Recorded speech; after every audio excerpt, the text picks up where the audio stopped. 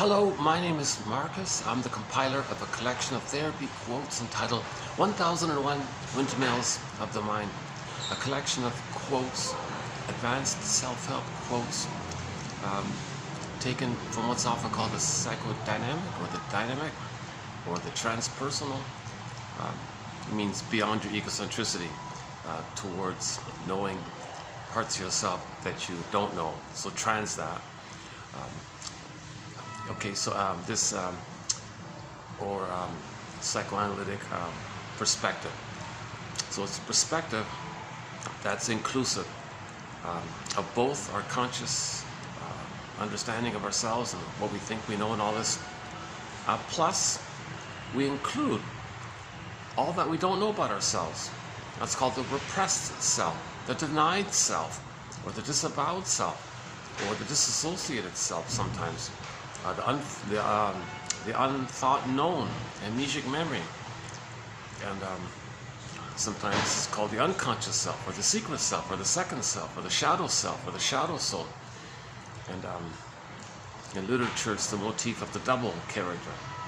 So in literature, the novelist creates a character which the protagonist is meant to interact with, and that other character, what he does is he makes that other character embody everything about the protagonist that he doesn't know.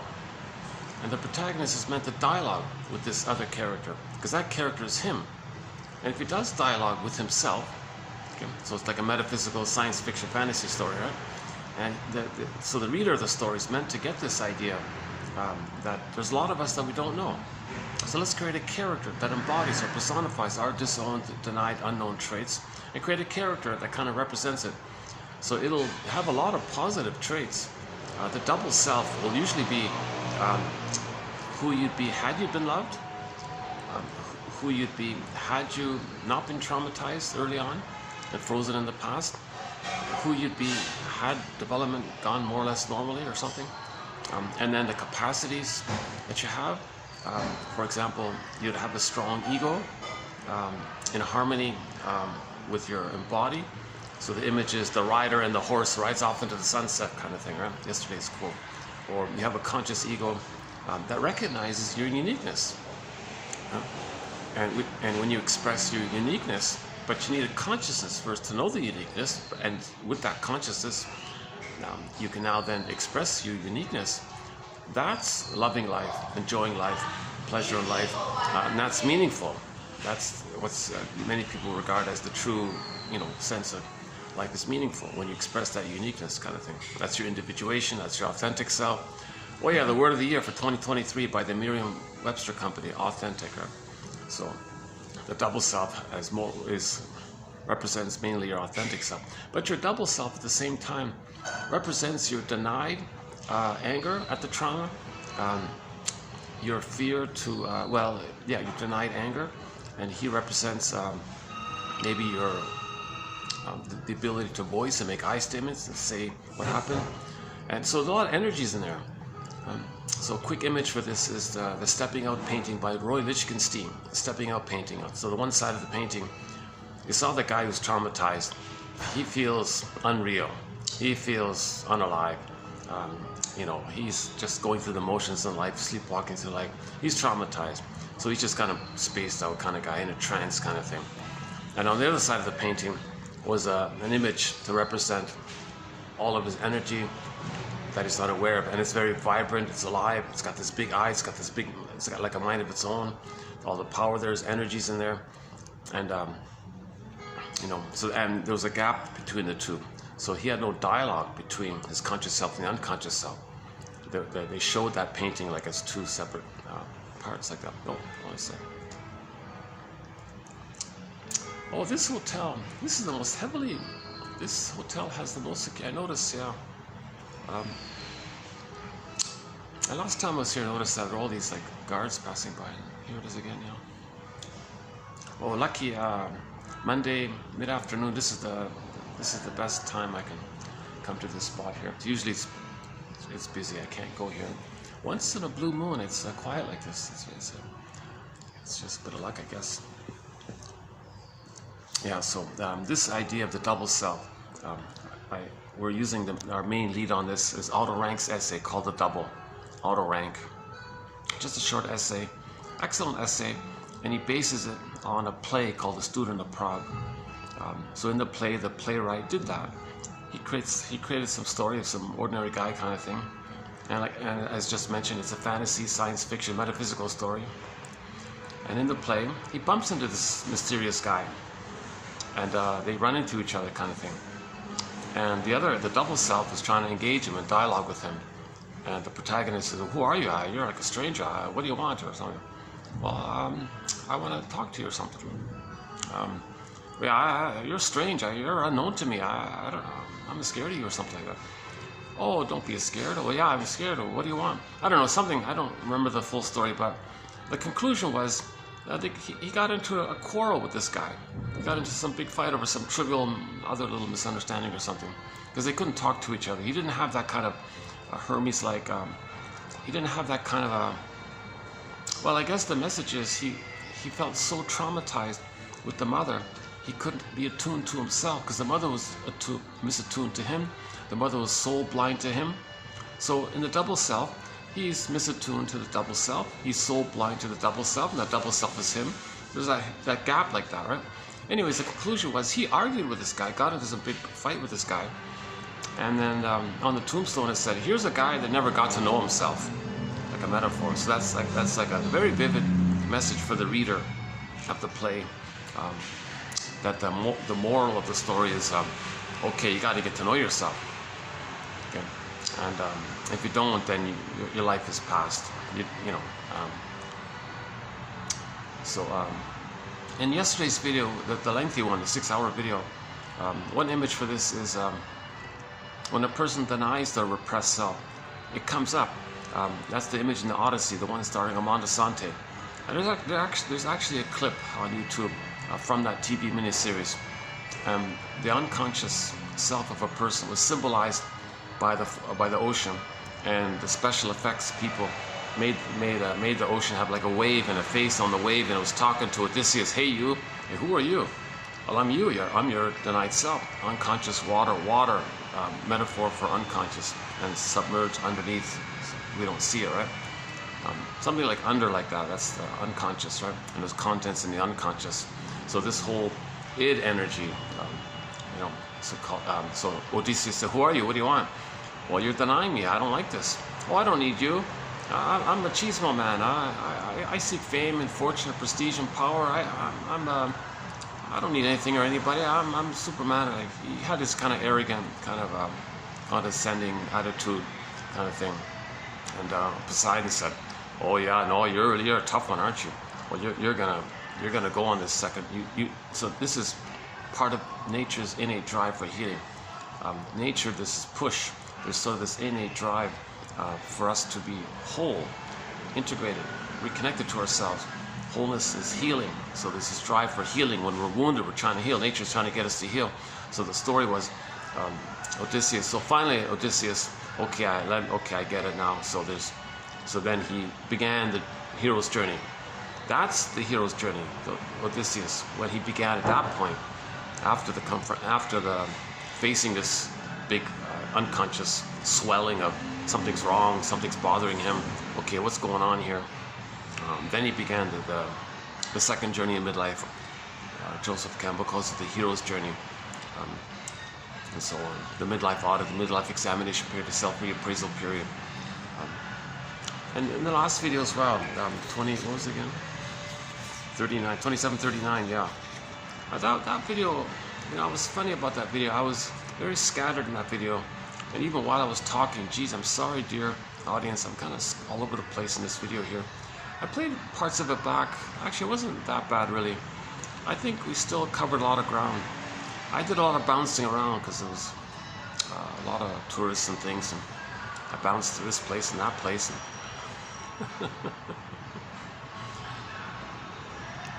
let's see how long we can last here. All the 6th floor is being used, the other meeting rooms. I mean, this is like the only spot I've got right now. But let's see, how are we doing here? Timing's okay, yeah, 3:10, okay. Another guard, wow.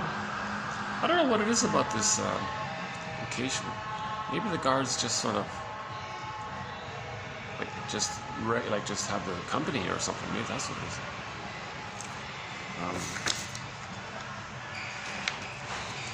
Okay, yeah. So part of this innate drive for healing is that roughly at midlife, due to adult development, we're meant our denial. That's what Odysseus was doing. The machismo denial, defense against feelings, defense against the painful truth that he was traumatized. And as a symptom of his trauma, he had the narcissistic personality pattern. Didn't care about others. And,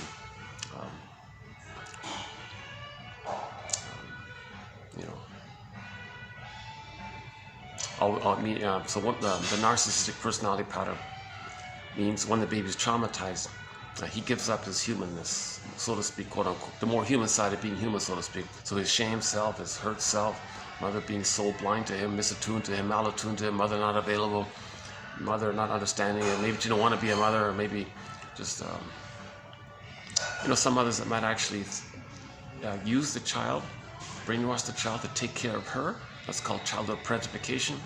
So she's soul blind to the child's needs, and then she feels entitled to do so. So the mother has this immense narcissism of immense relentless entitlement, Martha Stark's phrase. Oh yeah, by the way, this will be the last video of Martha Stark. Yeah, this is part 7 of 7. Can you believe it?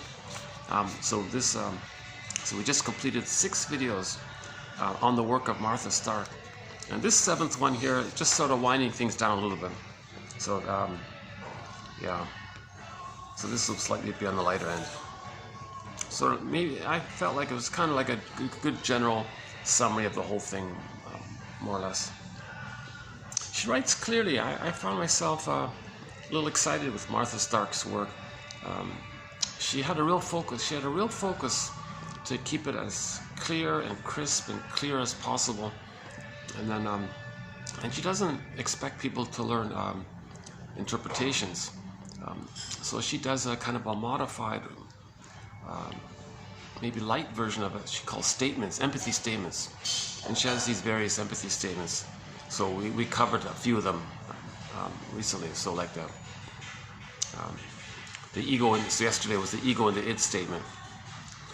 So your consciousness is the ego, and the id is like your denied feelings and all the energy.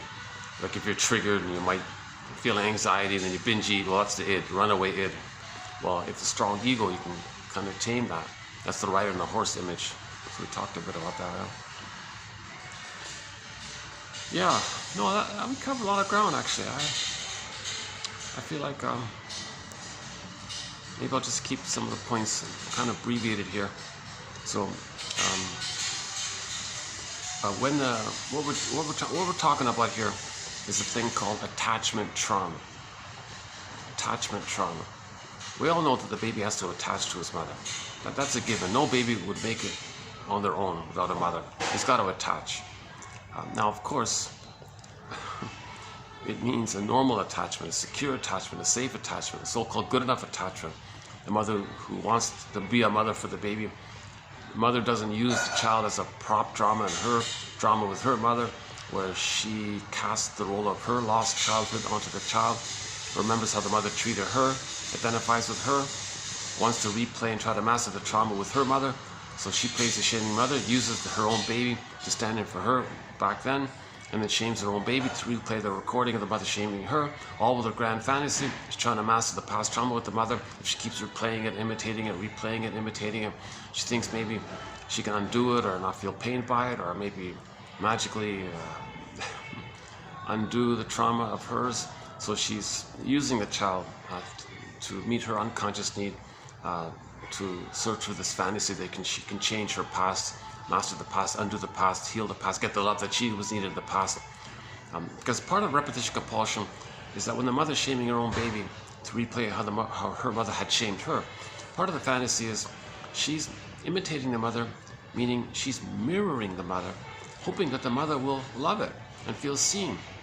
Because the middle one, the mother, when she was traumatized herself by her mother, the grandmother, the baby, the middle one, right? The baby's saying, "Mother, where's your love? I need a secure attachment style. I need a rhythm of safety with you, your reverie, your attunement, your soothing, your presence. You see me and feel and recognize me, and have like an acceptance of who I am, and have this rhythm of safety and positive maternal feeding, positive maternal experience. The baby needs that kind of thing. And if the mother's not doing it, mother, what's wrong? Why aren't you doing it? And let's say the grandmother says, oh, well, I'm sorry, I didn't get it. Oh, I see. So you're crying for love. If you can't offer love, then you're crying for love. Everything's love or a cry for love, so basically. So, oh, mother, don't worry. Now, all babies think they're little gods. In the uterus, they're on the throne. They think they're magicians. They're powerful, infantile megalomania, egocentricity, grandiosity, narcissism, glorified self, idolized self. They think they have special powers, omnipotence of thought, unconditional hallucinatory omnipotence. They think it's all them. They create everything. They think everything's for them, or they're the whole universe, or they're the center of the universe. Everything's just all about them. It's all a hall of mirrors. Baby thinks it's kind of powerful like this. A little delusion like that. But so a baby says, oh, don't worry, mother, I'll save you. I'll fix you. I'll cure you. I'll heal you.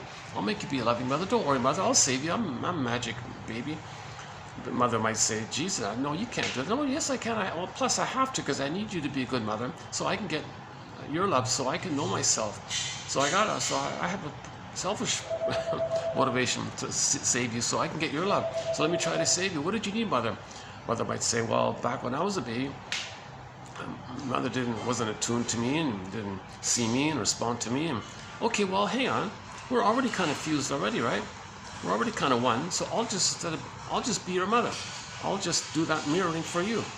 Well, how are you going to do that? I don't get that. Well, whatever you think, say, feel, do, and all this, we're merged. I'll identify with you. It means I'll imitate you. That means you'll feel seen and mirrored. Oh, geez, baby, I don't know if that works like that. Well, let me try. I can do it. I got to save you. I got to try. So now the baby identifies with the mother, gives himself out,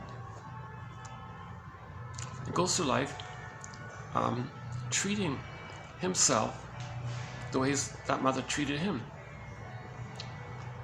So, in a process known as identification with the aggressor. Now again, identification with the aggressor means not only does the baby want to save the mother, but he's got to have a mother. So the attempt to save her and be loyal to her, to save her and identify with her and treat themselves the way the mother treated them, that's the ongoing sense of having some kind of connection with the mother. So he's imitating the mother also to have a connection to the mother. Now what did the mother do to them? Mother didn't meet their needs. So in effect, mother shamed the baby. Now, okay, mother, you shame me. I'll forget about myself. I'll just be like you. I'll be the shaming you. So I'll be the shamer. And my shame self, well, what I'll do is, that's too painful. So what I'll do is, I'll just imagine and attribute and assign my defectiveness, shameness, unlove, not being loved and hurt and all this. I'll just do a sleight of the mind. A little trick there. I'll just attribute my wounded soul and shame self. I'll just assign it to others. I'll just say others are no good. So my seeing my shame self onto others, and you shaming me, and we're one. I'll play you who shames me, so I'll shame myself, but I can't feel that, so I'll find someone else to play me, so I'll shame others. So the behavior is they'll shame others to replay how the mother shamed them. So the middle one now, okay, fast forward, now go back to the beginning. The mother has a baby. Oh, here's a new situation. Here's a baby. Okay, so the memory is mother shamed her. Right? So that mother, the middle one, she'll see her shamed self, unloved self, onto her own baby.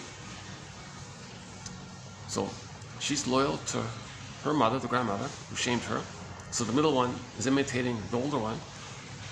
The older one shamed the middle one. The middle one is the older one. So the older one shamed the middle one, but the middle one's the older one. So the behavior. so the behavior is so she will shame herself. Mother shamed her, so she'll shame herself. But like just said, she can't feel that. So she uses her baby to play her. So being loyal to the mother, she'll shame her baby in the sleight of mind that she's shaming herself. But the behavior is she's shaming her baby to not feel that it's within. But she is still shamed within But the trick of the mind is she can't feel it. So the sleight of mind is called projection. She attributes onto the baby that the baby is her unloved self and replays that dynamic in a process known as repetition compulsion. Paul Libby Russell, 2119, is our key lead author on this one. He says when there's trauma, okay, that trauma clicks in the nature's drive for healing. Now the baby doesn't understand time. There's no time in the brain. In that early on, that brain doesn't know time. But the trauma clicks in a thing called repetition compulsion. Baby didn't get his needs, well, get those needs. But there's no time. But the experience was the baby didn't get his needs met. Oh, get those needs. But the event happened. He didn't get his needs met. But repetition compulsion, get those needs. So he's in this kind of loop, in this timeless kind of loop like that. So this is repetition compulsion. So they go through life reenacting that original experience, repeating that original experience, using others like in a theater thing, as if thing, like a staging thing, like the middle mother shaming her child. Okay, that's like a staging thing for what had happened to her when she was back in the nursery.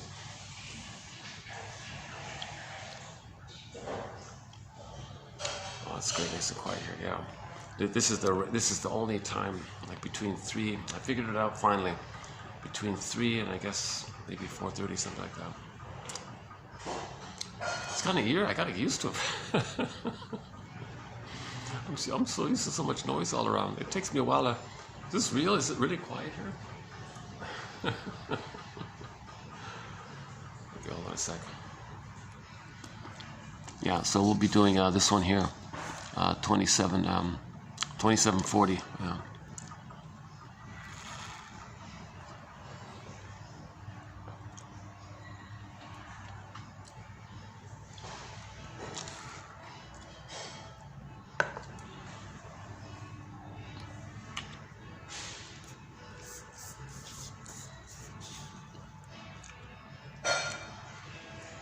Okay, so Edmund Bergler, one of our mentors, describes this phenomena using the simile or analogy of a 45 music disc record. Okay, so let's back up. The child came out of the uterus, assuming he was in a welcoming uterus, meaning he had his paradise. He had that blissful feeling that he was oceanic feeling, oceanic bliss, one with the powerful mother. Because he's in a stage of undifferentiation, he thinks the mother's him. He can't tell the difference. So the power of the mother is his power. There's your infantile megalomania and feeling so magical and strong. He's on the throne. His Majesty the baby thinks he owns it all, rules the world. World is my oyster. He's automatically mad, and he has his amness. Like he has the natural vibrancy of the golden ball. I feel therefore I am. That's sort of a given. See, that's the issue, right? We're born with a I feel therefore I am, our embodiment and the radiance of it, the golden ball. That's basic. But with trauma, that golden ball gets down a well. We spend the rest of our lives looking for the golden ball. Hence the frog prince story.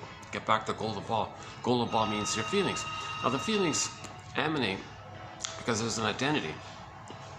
If the identity isn't there, how do you feel sad? You can't feel pleasant. You won't feel the vibrancy, the happy, live feelings, needed feelings, appropriate feelings, a wide range of feelings, tenderness, affection, joy. Joy runs the console. So there's all sorts of pleasurable sense of pleasure in that area. Okay, now, and so there's 2 links that I want to emphasize. Well, just for my own kind of clarity when I'm speaking. So F and N, feelings and needs. Okay. And the needs are for the identity. So I feel therefore I am. So feelings, needs, identity. It's just a 3 like that, right? So the child has an emerging self. When he comes out of the uterus, okay, he needs, for 4 to 5 months, an extended paradise with the mother, an extended social womb. Just the 2 of them, mother-infant dual unity, and the kind of rhythm of safety, and the attunement and the responsiveness, just in time, right on time, and that kind of continues, and it's just all for the baby. Mother's just there for the baby, feeds the baby, sees the baby, and the baby doesn't have to,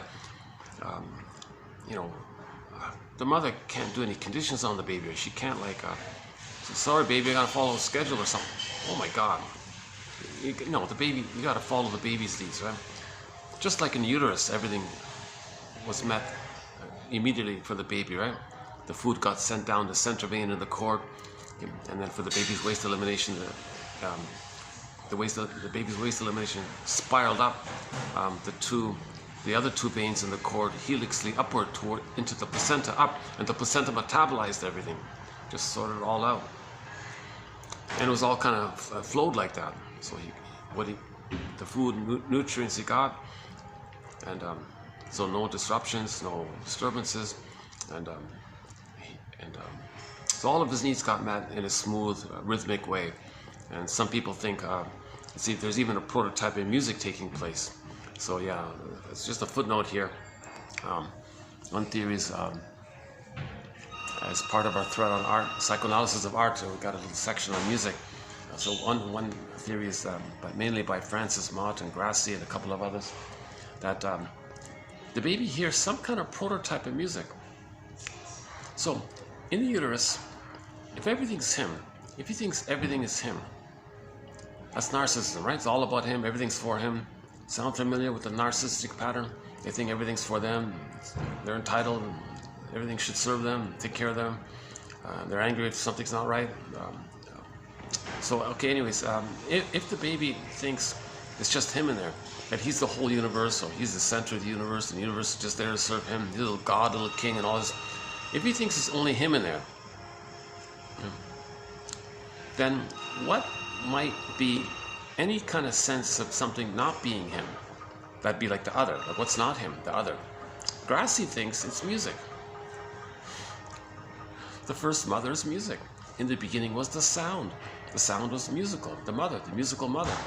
Meaning the child hears mother's heartbeat, the pulsating of the cord, and Mott says that the blood flow, one straight down, two spiral up, one straight down, two that spiral up. He thinks that kind of, like the movement of that, is the original source point for the musical scale notes. So the child is hearing some kind of heartbeat, thumping, and a little thin melodic kind of tone, right? So Grassi was saying later on, when we hear music, if there's maybe, for example, a drum beat, that might unconsciously trigger the memory of the heartbeat, mother's heartbeat. Okay, and if there's a bass line, it might trigger the pulsating of the chord. And if there's any kind of melody, do, re, mi, 1, 2, 3, A, B, C.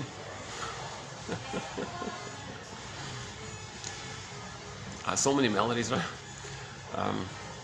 Then when we hear music, it triggers the time when we were in the uterus, when we had our golden ball, we were in paradise, okay, we were in heaven, we were in Shambhala, Shangri-La, Avalon, any kind of paradisical kind of image. We were in paradise. We were one with the big powerful mother. So we were in a blissful, happy, ecstatic kind of happy place, right? Robert Bly jokes, yeah, times were good, right? The good old days. And plus, somebody had this joke about this, like, in reference to the value of this, somebody joked, we spent the first 9 months of life trying to get out of the womb, and the rest of our lives trying to get back in, right?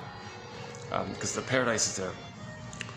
So, hearing music in the present, it's going to trigger that time when we originally heard the prototype of music back in the uterus, and it links to how we felt during that time. In other words, music triggers the time when we were in paradise. So music triggers that blissful, ecstatic time that we had in the uterus unknowingly. Right? And so Grassi calls music the master emotion, because the baby had all of his emotions. He had his golden ball. Now the golden ball means the whole spectrum of emotions. Okay? A wide range of emotions, nuances of emotions. So all the tenderness and affection, and then even the ability to feel sad and missing something, the whole neater emotions, range of emotions. So we had all of our emotions. Assuming the baby didn't experience prenatal shock trauma, and he experienced emotional catatonia, and he froze up and he had emotional hypothermia and became numb in some kind of freezing, emotional petrification. Assuming that didn't happen, assuming he's in a welcoming womb, so and he's hearing music. Then when we hear music in the present, it reminds us of that blissful time. And you know, I heard one interview with a guy recently on the Radio Curious show. What's his name again? Barry Vogel or something. He interviewed some guy. He was saying that like why people like certain songs but not other songs. Because why don't we all like the same songs? If all songs have some kind of melody and a beat, rhythm or beat, you know, rhythm or beat or something, heartbeat, why don't we all like it? Well, we can only tolerate a certain tritone. We can only, each person's toleration or expectation and stress and predictability and feeling that you're not disappointed is slightly different, a little different for everybody, right? So that's yeah, I'm not too interested on that point too much, but and yeah, another point was like if a person does feel a lot of stress in their life, maybe they want some agitating kind of stress like music because they feel, yeah, that music as an art expresses how I feel. I feel seen and heard. That's expressing how I feel. And if the person feels distressed, maybe they like grungy music or whatever, or noisy music or something, right? Or if they feel angry, maybe they want the heavy, hard rock music or something. Or if they feel a need for soothing, maybe they like sweet classical music or something. Or if they're missing play in life, maybe they want some playful Mozart music. So it kind of depends on your stress in your personal life. Something you want to, maybe music you want to express for you, or maybe you want music to soothe you or express something for you. So it's slightly different. And in music, there's always, like he was saying, that while you're listening to the song, is it within your, how much benign stress and satisfaction that you anticipated something, or was it just too much stress all the time? Anyway, yeah, let's not get into that one. I was a little confused by that guy. Yeah, I'm not really clear on it. Yeah, he's, yeah, the guy's from Montreal, right? Yeah.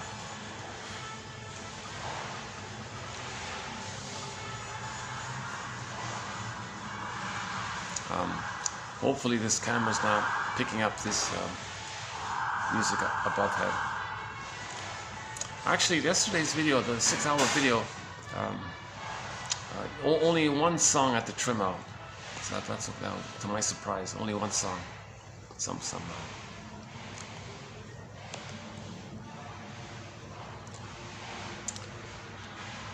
Yeah. So just to finish up the thing about the prenatal issue. So the baby needs to be in a welcoming womb. So if things are positive, if things are going well, the first mother for the unborn child is music. What if things are not going well? What if he's experiencing prenatal distress syndrome? What if the mother's arguing or drinking or things, mother's in a bad mood or something? What if he's all stressed out? One quote was she went to the heavy metal concert and she was too noisy and all this. The child was very scared by all this, and he was kicking in some kind of frantic flight panic kind of thing. And while the baby was kicking inside, he accidentally or inadvertently or unwittingly twisted the cord around him and wasn't breathing properly. Now he's in a panic and he was kicking violently. And mother said, "Hey everybody, look, Junior inside's going to be a soccer star." What a misattunement. What a sad misattunement. The mother's meant to be attuned to the baby and understand the baby's feelings and situation, have soul sight. So the mother that's a good example of a mother being so soul blind. She was extremely soul blind to the baby. So that baby was experiencing prenatal distress. So let's use that example. Then the baby's rage. He's got to cope with it. He can't feel too much rage like this, and terror and rage and all this. So as a coping strategy,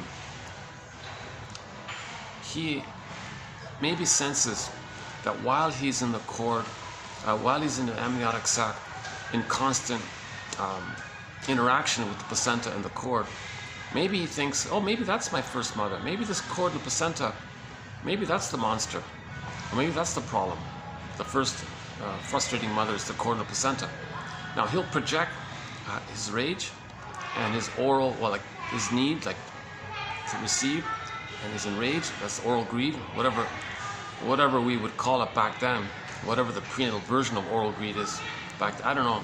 Anyways, so in other words, the baby's going to create an image, some kind of image in his mind of this long placenta cord, and he knows there's 3 veins in it, and there's a body of the placenta, and there's your sea monster. So the first mother is a sea monster. So in the Odyssey we had that, huh?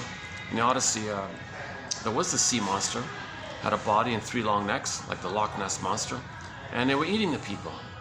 So the baby thinks he's enraged and it's dangerous, and his need to take in, well, the sea monster wants to take it in. So that's the first mother. How's he going to feel by that? Well, he's going to freeze up inside. Okay, that's emotional hypothermia, emotional catatonia, emotional coma maybe. So his inner life, his emotional life, his I amness and his feelings, petrified, turned to stone. So that's a desperate protective device to not feel all the pain of relating to a sea monster. The mother's trying to hurt him like this.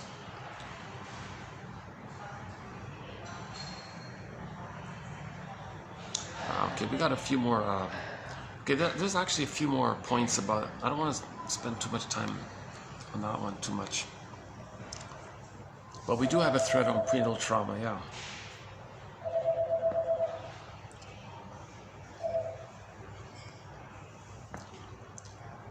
You see, one interpretation about the Odyssey was during the birth, he's trying to birth out, and there's a problem there. He's there with the sea monster. Now he's got to navigate. There's a sea monster, but wait a minute. At the time of birth, he's so weak in all this. If he stays in, there's the whirlpool. He'll swirl up with too much cortisol. He can't keep projecting all the time. He'll be too flooded with stress hormones, adrenaline. His adrenal glands will secrete so much adrenaline, trying to make the baby feel angry. So he feels in hell already, very shamed, in the rage. It's all very fiery like this. So he's considered, so in mythology, that's like the hell. Shame is the hell image in mythology is a metaphor for the emotion of shame. Okay, so he feels this shame feeling, burning, biting feeling, and the shame and the rage, enragement is kind of linked like that. So the rage he projects onto the mother. There's too much stress going on. So if he stays in the uterus and he's weak, he can't come out. Well, there's the whirlpool. There's the whirlpool. What is it? The Shabaris or Scylla? One, I forgot which one. But he's got to be born. He's got to come out. But he's weak. So if he comes out so weak, it's like a crash landing. So the story is he might crash on the cliffs or something. So the hero has got to navigate all this. He's got to delicately come out of the canal, not stay in. That's the whirlpool. And somehow manage himself to not feel too damaged when he comes out. And meanwhile, he's got the memory of the sea monster in the middle of it all. So you got the 3 points there, right? So jeez, what a drama for the poor baby, eh? So we don't want the baby to experience prenatal distress syndrome. The mother shouldn't take codeine, Tylenol with codeine in the 3rd trimester of a pregnancy. So Jill and David Scharf, I talked about this recently.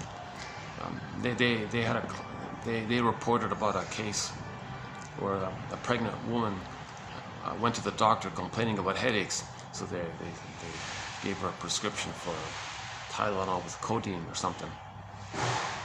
So the woman was taking it, but lo and behold, the codeine part went from the mother to the placenta in the cord, the center of vein, and it went into the baby. That's sort of an unexpected thing like this, right? So now the baby is getting this codeine thing, and he became addicted to it. He became too flooded and dependent on that. That was the theory, right? So when the baby came out, first of all, the mother was in a bad mood to be emotionally available to soothe the baby. So the baby wasn't even getting a secure attachment with the mother. But what compounded the issue, what made the matter worse, was the baby was going through withdrawal symptoms. Because he was getting that supply right through the vein and all this in the cord. But when he came out, another mistake. You shouldn't remove the cord with the placenta. Allow some transition. Like wean the baby off it. So leave the cord, leave the placenta. Another reason to leave the cord, leave the placenta, because there's probably some little residue. Let the child have a chance to kind of gradually wean off it. But if you suddenly remove the cord and the placenta from the baby, he's like in an immediate sense of withdrawal symptom. Where's the supply, quote unquote, right? So now he's very colicky, and so the mother couldn't soothe him to begin with, let alone soothe him while he's going through this withdrawal symptom. You hear about that in TV, that rehab, he's shaking and all. The baby's like wildly shaking and all. So that baby, how does he cope? Okay, his inner life, his sense of embodiment. Okay, so one image is the earth opens up, his core. His authentic core, the core, authentic, remember the word of the year? Authentic. So his core is authentic self. Earth opens up. So mythology describes trauma with the earth opening up and his core getting pulled down into the underworld. Underworld, backdrop, shame. The hell imagery is the emotion of shame. Okay, it's down in the unconscious. This pulling down means it's deep in the brain, in a part of the brain called the non-reporting brain, the implicit memory system, the pre-verbal memory system. This is the part of the brain that doesn't understand time. The mentation is very different. They call it primary process mentation. Okay, there's no like conscious logic in this mentation. So this is what myths and fairy tales are in reference to, this primary process mentation. So it's recorded in there, but he can't know it. So it's the unthought known or unfelt feeling. It's amnesic memory. He had the experience of it, but he's not going to know it. Him not being able to know it, the metaphor is the Scarecrow in the Wizard of Oz.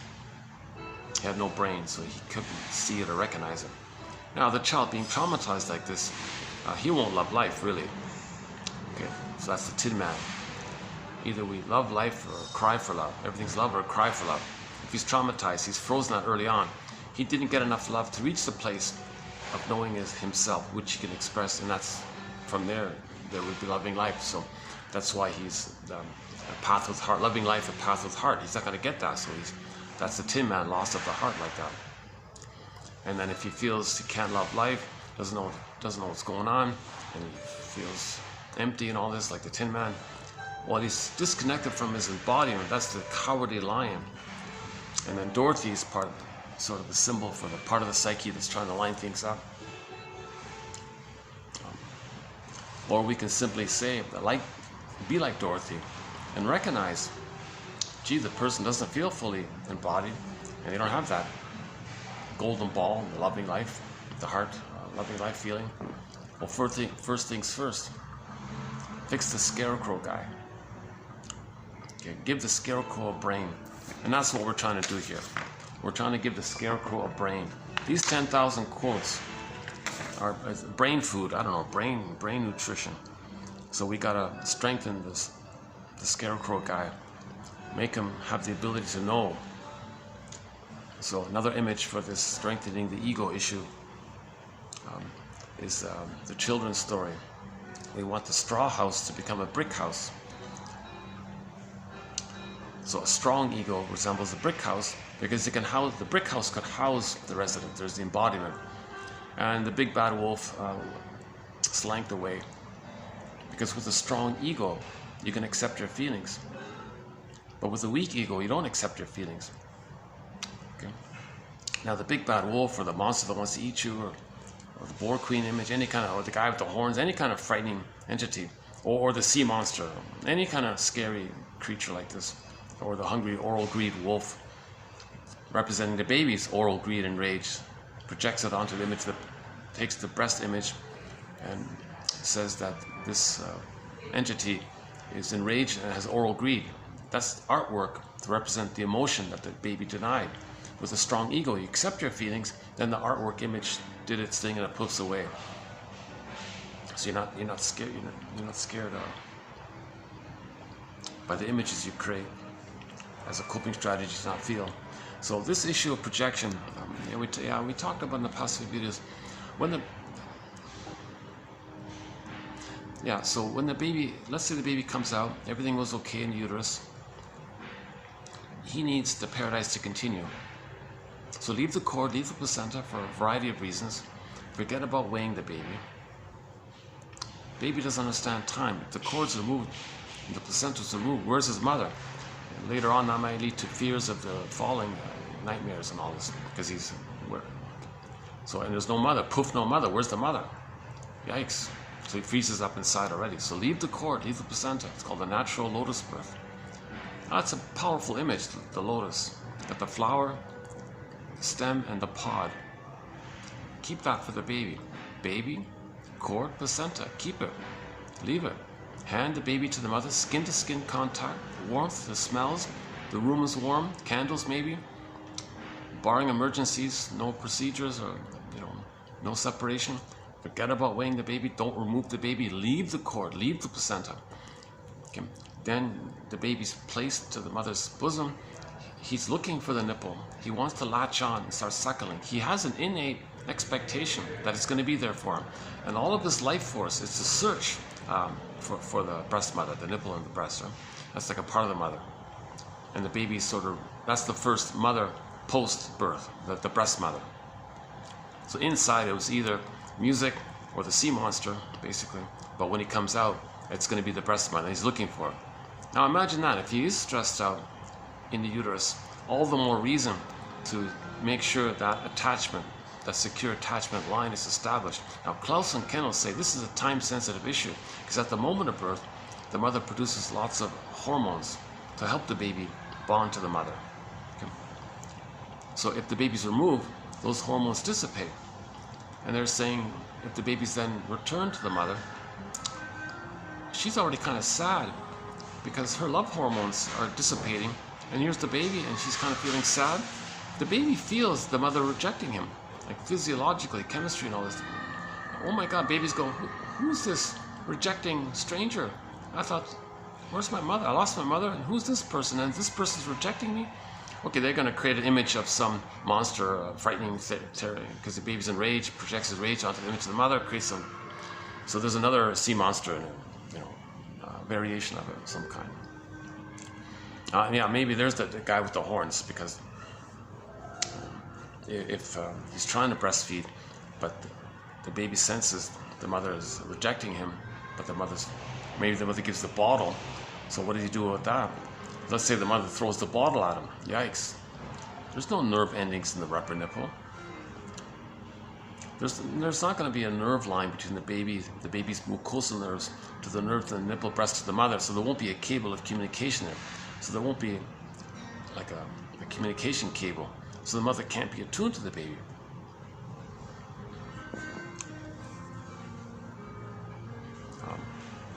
And one quote was, if the baby identifies with the mother and the first breast mother is the bottle's this plastic thing, this rubber nipple is just some dead thing, and that's his mother, he's one with that, he may he may kind of bodily identify with that and be like that. So he'll harden up and feel unreal because the breast was unreal. The plastic bottle's unreal, so he'll feel unreal. That's an undeveloped point about that one. But let's go back to Klaus and Kennel. They said it's a time-sensitive issue. The mother's producing all these hormones. So hand the baby. It helps the baby to have that falling in love between the mother and the baby. They maintain the oneness. the mother-infant dual unity. So the unico mystica, the one with the big mystery, the one with the powerful mother, it's got to continue. It's called the extended paradise, the extended womb. Now the baby, skin-to-skin contact. Okay. The skin-to-skin, because a lot's going on between the baby and the mother. They need that interaction, the baby and the mother. Skin-to-skin contact. One suggestion is just let the mother stay in bed for 4 to 5 months. Let the baby sleep on her the whole time. If the mother uses the restroom, just gently carry the baby. Just allow the skin-to-skin contact and let the baby feel that mother heartbeat and warm connection and the communication that's going on between the two, and the sync, the mother being in sync, and rhythm of safety is going on. And the baby felt seen and responded to and fed, emotionally fed. There's like that emotional feeding kind of thing. And the baby nurses according to his schedule. So he'll nurse naturally according to his needs. He'll only eat when he's physically hungry. He won't eat for emotional reasons. You don't want to get that. See, that eating for emotional reasons, that's the trauma of the misattunement with the mother. And you're stressed out and you're using food as a trick to trick your brain to send you serotonin by the food. But it's not the safety. So in other words, emotional, like later on when people are emotional eaters, that's a symptom that the baby felt a lot of stress, and then later on doesn't know his physical hunger, but he's emotionally distressed. And mother says, "Oh, what is it, baby? You're emotionally distressed? Well, here's food." No, I need your loving feeding, not food. So it's all confused like that. So later on, people don't know if they're hungry for physical reasons or emotional reasons. So it all gets messed up like that. So let's say baby comes out, he latches on, the cord stays, the placenta stays. People complain it looks messy. Seriously, just put a bed sheet over the cord. The placenta, they say, comes out a day later.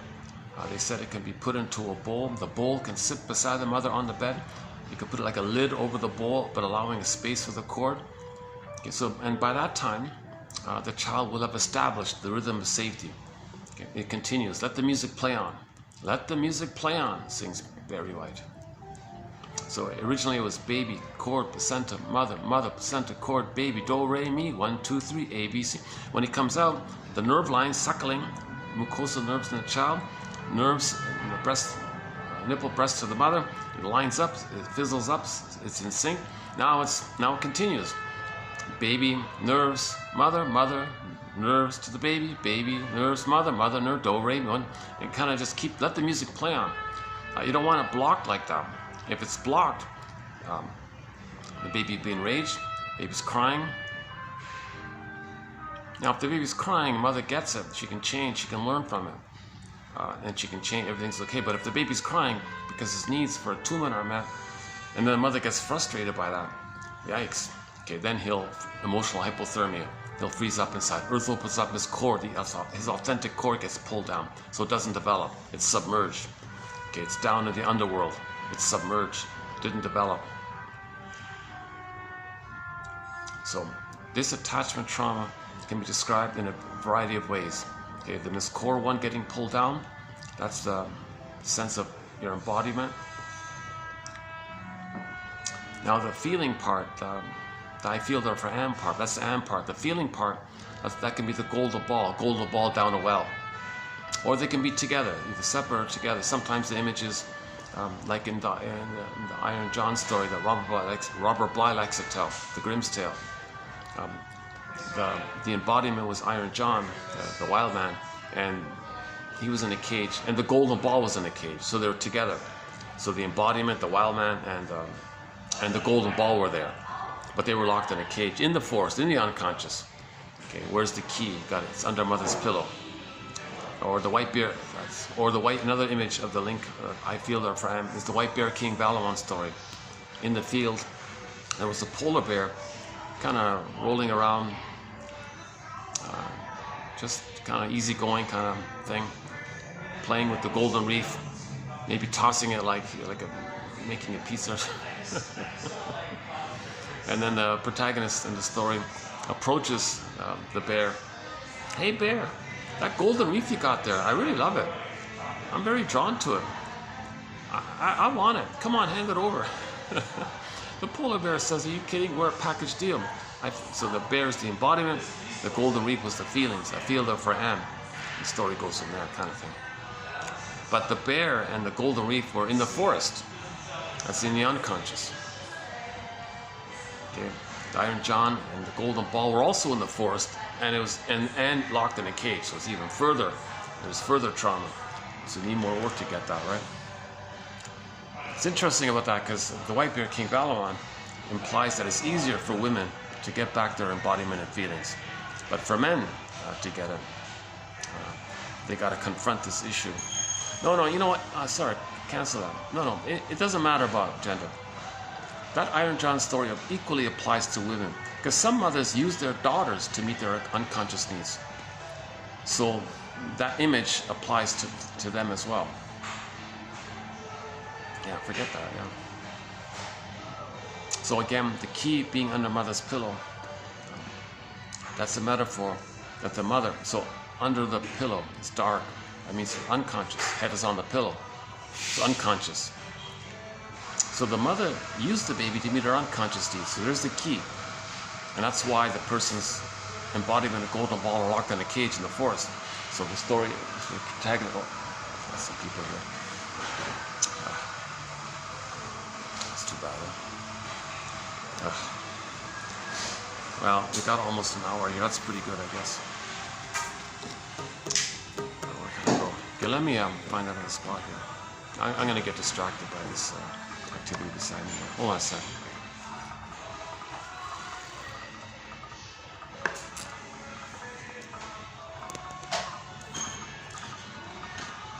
Okay, hold on a second.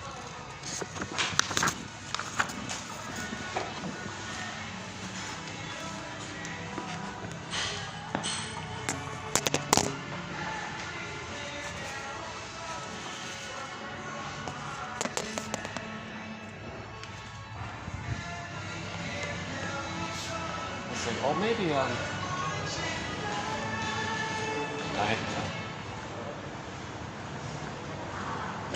see, I'm not allowed to use that one over there. But let's see if we get lucky and try the other spot.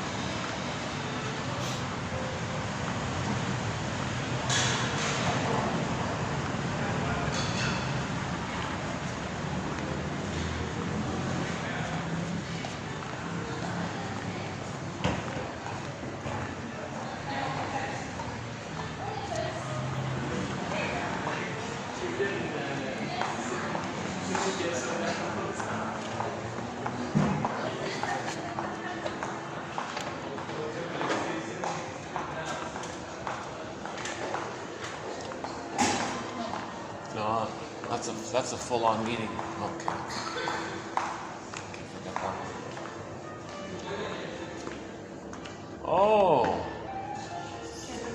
Oh, what do you know, huh? Oh, jeez, I forget that. Jeez. Well.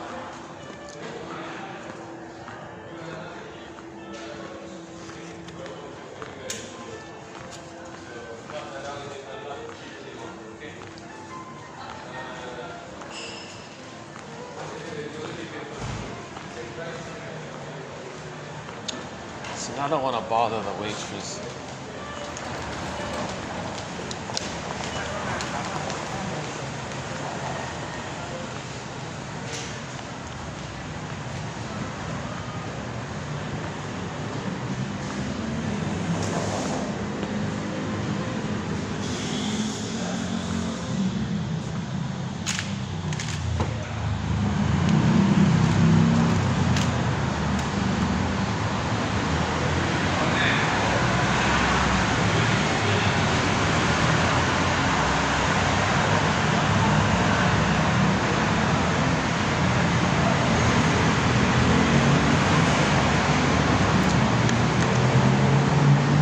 Pretty noisy to do it here, but maybe I can try it for a bit.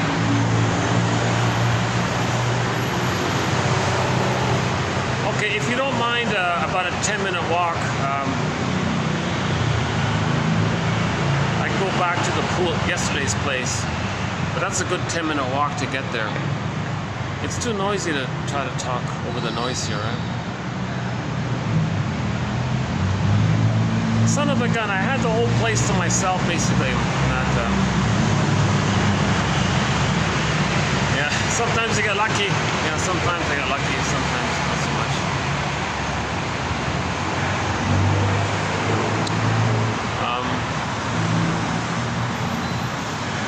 I can't do it at the mall because they got the music blaring all the time. Okay, well, sorry about that. Fast forward this video a good 10 minutes, and I'll see you in about 10 minutes. Let me let's do this.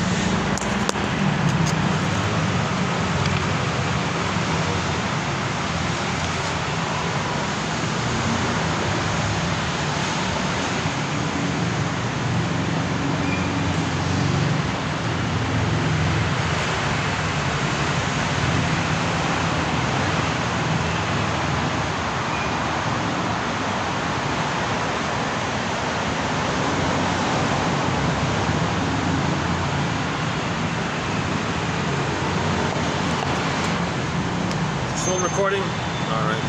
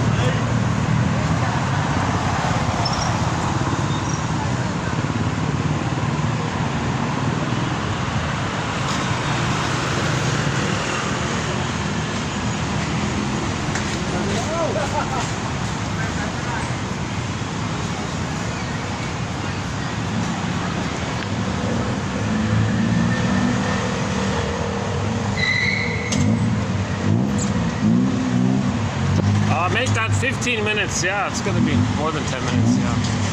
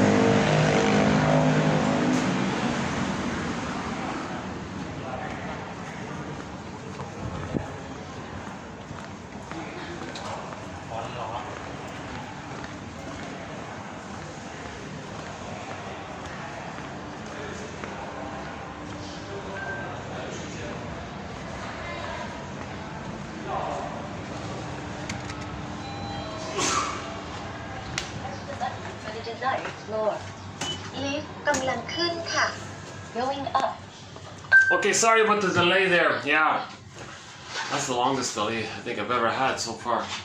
But we'll get into today's quotes by Martha Stark, and so let's sort of finish up some of the basic points about if the baby gets his paradise with the mother. That's assuming he does manage to finally get the continuity of the paradise with the mother. Then he feels he's in heaven. If he's breastfeeding normally, and he's one with the powerful goddess breast. Remember, you got to think about it from the experience of the baby, from the baby's small size, powerless, tiny, undeveloped, totally dependent, passive, and all this. From the baby's perspective, the breast mother is this powerful, all-giving, all entity, right? Okay, yeah, hold on a sec. Yeah, luckily it's breezy today.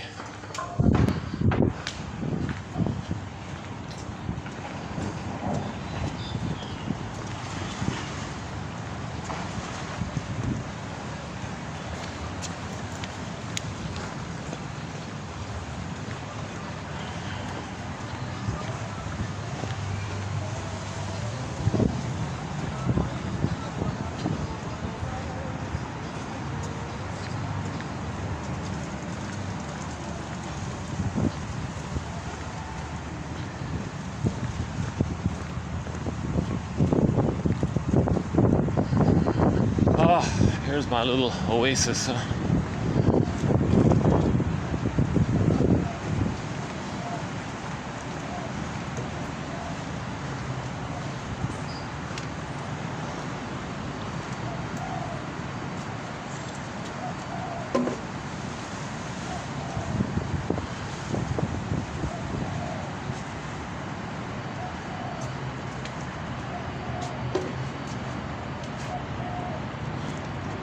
Let's try. How's the lighting here? How's this if I do it here?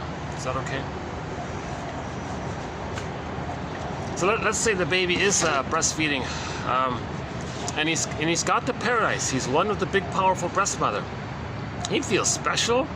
He feels the grand power of the mother, and he's this unique, special. This annoying chosen phrase. Is he chosen, like the big powerful, just him and this big God, this big powerful? Is he like special chosen, like this kind of thing?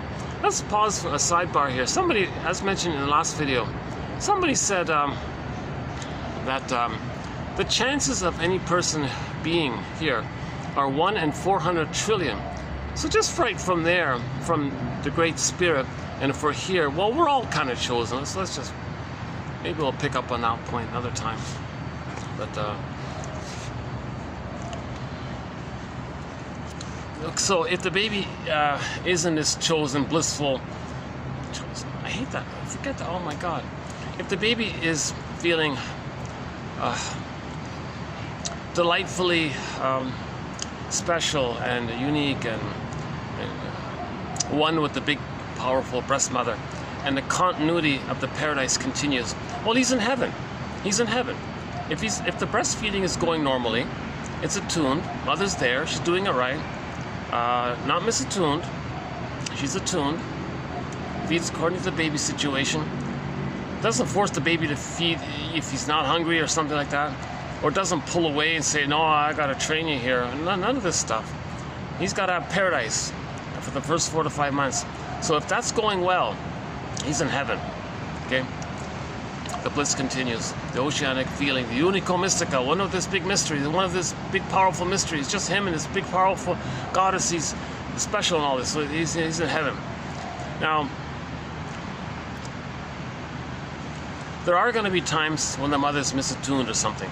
No mother's perfect and all this. So, during those times, what the baby does is, he denies it. He can't know it. He can't have something other than paradise. He's not ready to handle some kind of stress in that other area. So if the mother's doing it wrong, misattuned, malattuned, bottle schedule not around, unavailable, and he's dealing with the bad breast, okay, whoa, it's not just a bad breast. Number one, to not feel all the stress of relating to the bad breast, the misattuned breast, the shaming breast. His rage and oral greed now, his unmet need. Baby's not greedy, he just has a basic need, but when it's unmet in a state of timelessness, unmet timelessness, it clicks into this oral greed now, this oral rage and greed. So his oral rage and greed now projects onto the image of the mother and creates an image of the mother as a devouring monster that wants to eat him, like the Cyclops in the Odyssey, or the Boar Queen in the White Bear King Valaman, or the witch in the Hansel and Gretel wants to eat the children, etc. All these kind of stories like that. So now the baby says, okay, that's not my mother. This monster? Oh my God, that's not my mother. No way, that can't be my mother. He denies that it is his mother, that the breast mother is his mother. He morphs the image of the mother in his brain into a monster. So that's not my mother. Now he's creating two mothers. He's doing a splitting thing, because the monster image he feels in hell. So it's heaven and hell it's a matter of heaven and hell for the baby. Okay, so tiny and tender and vulnerable. He needs paradise, not getting it. He's enraged, he's ashamed, and the fiery and the rage makes an image of the monster. So from the baby's empathy for the baby, he's dealing in this he's dealing with primary process mentation. The baby hasn't reached secondary mentation. He's in primary process mentation. Right? The primary process mentation, no time, exaggerated, things that flip. Okay, it's the dream world area. Right? So, okay, so as a defense mechanism to protect himself from all the adrenaline, as a little sleight of trick in the mind, he says, no, the mother's the monster.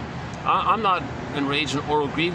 I'll project my traits of rage and oral greed onto the image of the mother, and that tricks his limbic system with that little slight, something like that. It's called a defense mechanism, a psychic maneuver of the mind, an operation of the mind, some kind of something in the mind like that. So he fools himself in a sense. He tricks his mammalian part of the brain, the amygdala and all this. So for more on that point, go to the last two videos. So, we're doing okay with them. Hold on. Is that better? Okay.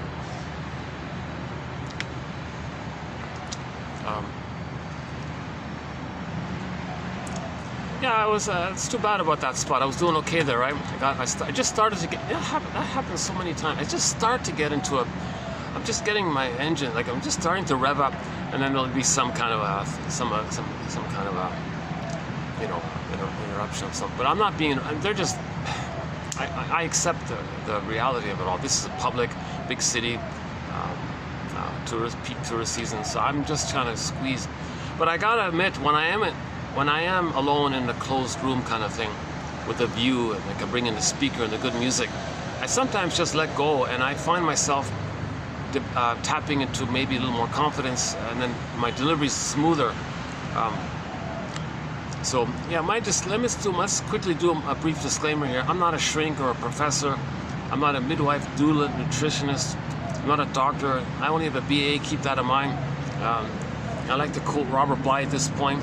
When Robert Bly, a guest mentor in our collection here, when he speaks to the audience, he's not a shrink either. He says to the audience, "Dear audience, nice to see you all here. Thanks for coming out here tonight in the snow and the blizzard." He's from Minnesota. I'd like to tell you a fairy tale from the Grimm's collection and give you my take on it and give you my psychological interpretation and put it on the couch and share it with you.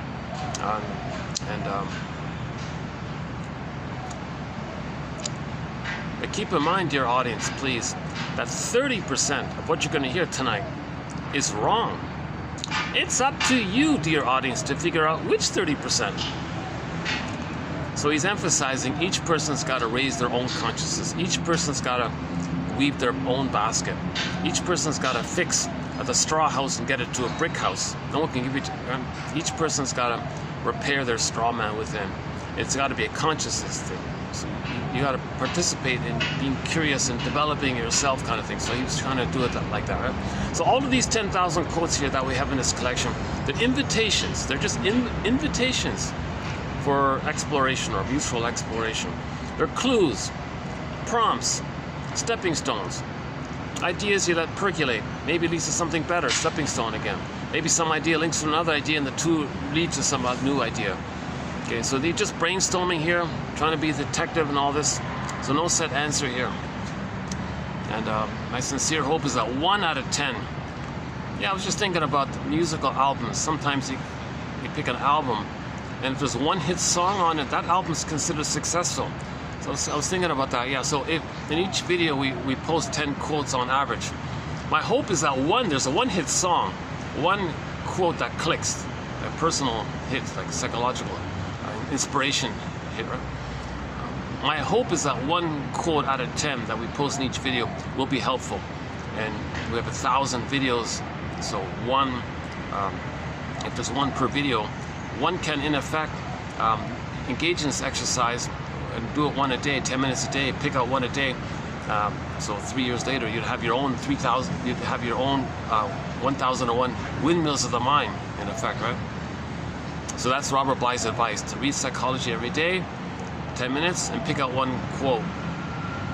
Well, he didn't say that, but read psychology every day for 10 minutes. And that fits in with the video here. If you click the more link, you'll get the quotes below. Roughly 10 minutes worth of reading, on average 10 quotes.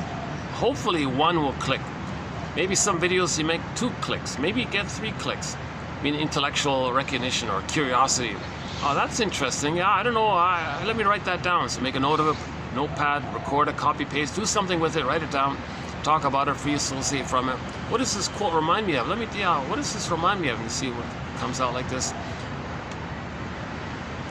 Some videos, maybe there are no quotes. Maybe the next video, also no quotes that are interest. And suddenly there may be 3 or 4 good quotes. So I'm just thinking, hopefully, like the musicians, they get 1. And the reason because Miles Goodwin, we have a couple of songs on our soundtrack, not too many, from the band April Wine. Talk to Me is the main one, and Won't Walk Down That Road No More, another one. When we talk about codependency, the topic of codependency, the song for that thread is April Wine's song, Won't Walk Down That Road No More. Actually, Martha Stark, she says, when she talks about codependency with her audience, she plays the song, oh jeez, she has a song for Hopin', Dusty Springfield. I don't know her actually, but I think she had like a one-hit wonder or something. I'm hoping, I'm praying, I'm wanting, I'm crying, I'm hoping, I'm praying. That's the codependency. Oh, please, please, the relentless hope. Please, the codependencies. How can I save you? How can I please you? I'm no good, you're good. Take care of you. So when we talk about codependency, Martha Stark plays the song Hoping, Pleasing by Dusty Springfield. Is that right? I've been using April Wine's song, the band lead singer Miles Goodwin just passed away. I've been using his song, Won't Walk Down That Road No More. Because of codependency, he was giving his soul away, trying to please you. It was too painful. I'm not going to, and finally, oh my God, I can't do this anymore. I won't walk down that road no more. But the algorithm showed some April Wine albums because I looked at it. Because he passed away last week or something, so I was kind of reviewing his albums a little bit. And I noticed, that pretty much fits. Every album, he's got pretty much 1 hit on there. Sometimes there are 2 hits. Some albums have no hits. I thought, yeah, that's about right. So what, he's got 20 albums, roughly 20 hit songs, something like that. So 1 album, 10 songs, let's say. You want 1 hit. I think that kind of fits in with what we're doing here. Hopefully there'll be 1 hit quote for each person, And then, now these quotes are just intellectual insights. But maybe they can lead to what we're looking for, that's the yang, the cognitive, active, intellectual insight. That's the yang. But the yin is what we're looking for. We want emotional knowing. Emotional knowing. It's one thing to have the intellectual idea, it's curious. You leave it alone. That's the nest. Then there's an egg. Hatching out is the firebird, the red bird, the phoenix. You hop on the back, ride the firebird. And that's the emotional knowing. So we want to get it to the emotional knowing. But first you need the basket. First, psychoanalysis, again, the poet said, psychoanalysis looks for an egg or the firebird in the egg. In a basket, the egg's in a basket, but the basket's missing. So first weave the basket. That basket's like the scarecrow, all frazzled up. We need a basket and make it a strong basket, a strong nest or something.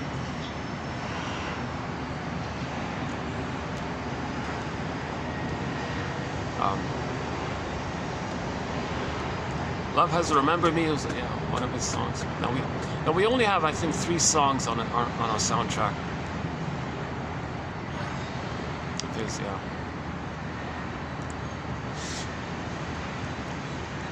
Yeah, and I was thinking that today when I noticed the album. Oh, that album has 1 hit. Yeah, I recognize that one. And that album has, I think that album has 1 hit. Oh, that album has 2 hits. Oh, that album has nothing. Oh, that album has nothing. But that album has 3. But that kind of fits, like 1 per album, right?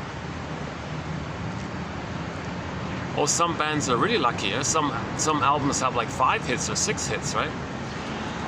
Eli Sappi has an album called, she's also a musical voice. Eli Sappi has an album called Traveling Love. She's got 4 hits on that album in our soundtrack. That's pretty good, right? But her other albums might have, none or something. Yeah, so she has 4 albums. Yeah, 4 hits, but from the 1 album, right? Does seem to kind of fit, doesn't it?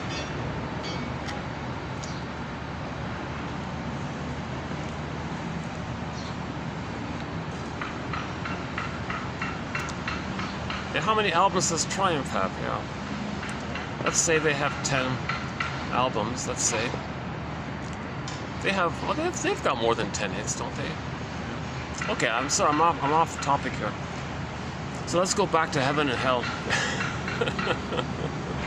So it's a matter of heaven and hell, the breastfeeding for the baby. So the baby copes with the frustration with the mother by making her a monster. His self-concept of being shamed by the monster, he puts it into a psychic bin, denies it, and then hallucinates that he's one with the goddess breast, or amplifies the times when she was good, and blows it up, and makes her a goddess, and he's back in heaven. So now he's got 2 mothers, a goddess and a demon. Now this is just temporary. This psychic thing of creating 2 mothers and exaggerating goddess and demon, this is just temporary. This is just for a few weeks kind of thing. So the baby's coping because he's got to have paradise. He'll lie. Right? He'll lie. He's being shamed. He's in emotional hell, but he'll hallucinate he's safe. So that's a trick like this in the mind. Melanie Klein's jargon for this phenomena is the paranoid schizoid mode of experiencing, the paranoid schizoid mode of operating. 21st century schizoid baby. Yeah, April Wine does a cover on their album Harder, Faster. They do a cover of that famous song, 21st Century Schizoid Man. Well, the baby is 21st century schizoid baby. He's schizoid baby if he's got to think goddess and demon. It's detached, unreal. Well, there's 1 human, not 2 not 2 mythological creatures. The mother's at 1, but the baby doesn't have the experience of have a memory of a human mother loving him. You see, in myths and fairy tales, you don't see a positive, loving mother, right? You see like a fairy godmother, like that's the good breast, and you got a wicked witch, that's the bad breast. And you got variations of these things. That's why the fairy tales there, because you're missing a good mother. So the baby doesn't have a memory of like a positive mother in his memory system. So he's in the more primary process mentation where he can split things like that, exaggerate. That's called primary process mentation. So again, myths and fairy tales are expressions of this primary process mentation. So babies are in this primary process mentation. Just briefly. Okay, normal development, this all gets sorted out. The goddess and demon poof away, and you got a human mother. Baby relating to a human mother. He feels safe with the human mother. That means he's safe because he's got a human mother. If he's got a mother, he feels safe with the mother, loved him, felt safe. With that safety with the mother, he can hatch, psychologically hatch, have a self-concept that consolidates and hatches out of the blurredness of the 2 being 1 originally.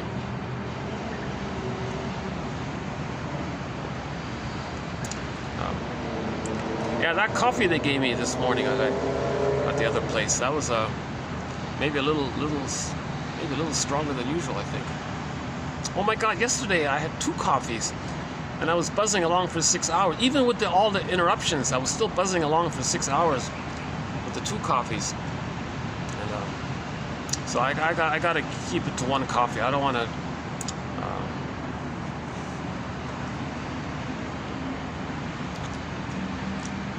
okay, sorry. This is part of my anxiety, my little slips like this, unnecessary little personal comments or something. And you see my ums and ahs and my stops and starts and all my little stuttering when I speak, and little mistakes here and there. That's part of my anxiety. So don't judge this by me. If Martha Stark, for example, did a daily psychoanalysis presentation, I'd follow that. I would just spend my time watching or studying from her or something. Or if Masterson did while he's passed out Master, or if some clear shrink could speak about this. But it's not there. It doesn't exist. There are no shrinks publicly teaching this, and either they're discouraged from doing it, or they're too busy to do it, or they think they shouldn't do it. I don't know what it is. So I want to learn this stuff. So somebody said, well, if you want to learn something, teach it.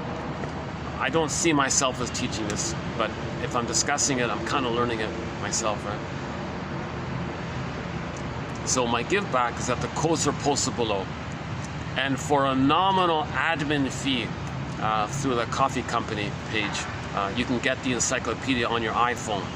It's a large file. It's 2,000 pages. 2,000 pages, single spaced. So it's quite a large file. So I think most iPhones have enough storage for that. And you can read it offline. When you're on the beach, you can read it on the beach. I think everybody over 40 can benefit from this collection. If anybody has a hunch that something's missing in life, one way to start is to get the comic Psychoanalysis from Dark Horse Publishing, that comic. That's a great place to start for the second journey in midlife, the comic. Or they can read Karen Horney's book, Our Inner Conflicts, or James F. Masterson's book called The Search for the Real Self. Or maybe just ease it up and just read some good self-help books. Maybe the Enneagram's a good place to start. Or recently we did Jeanette Paris's book, The Wisdom of the Psyche. That's sort of a self-help book. Tina Gilbertson's book, Constructive Wallowing, we recently did.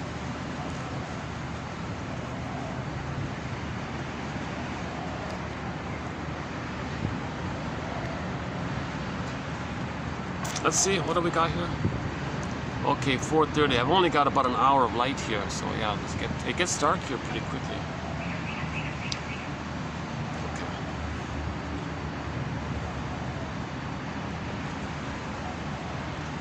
Okay. Theoretically, I can maybe go back to that place in an hour. They have light in there, but it's risky if there are no guests in there. That's another 15-minute walk back, right?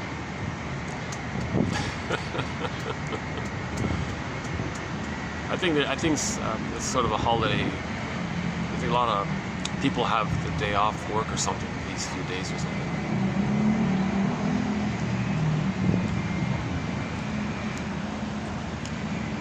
Okay, so we're trying to heal from attachment trauma. So let's go back to the basic. Feelings and needs are linked. Okay? If a person's needs are met, they're going to feel pleasant. Common sense, makes sense.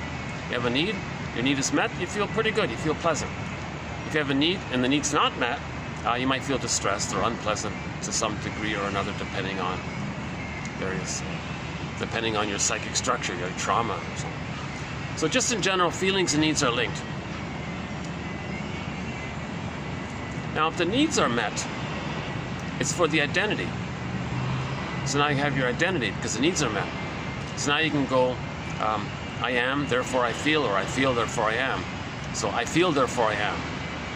So the feelings is the golden ball, the golden reef, okay, and the amness is the embodiment, Ithaca.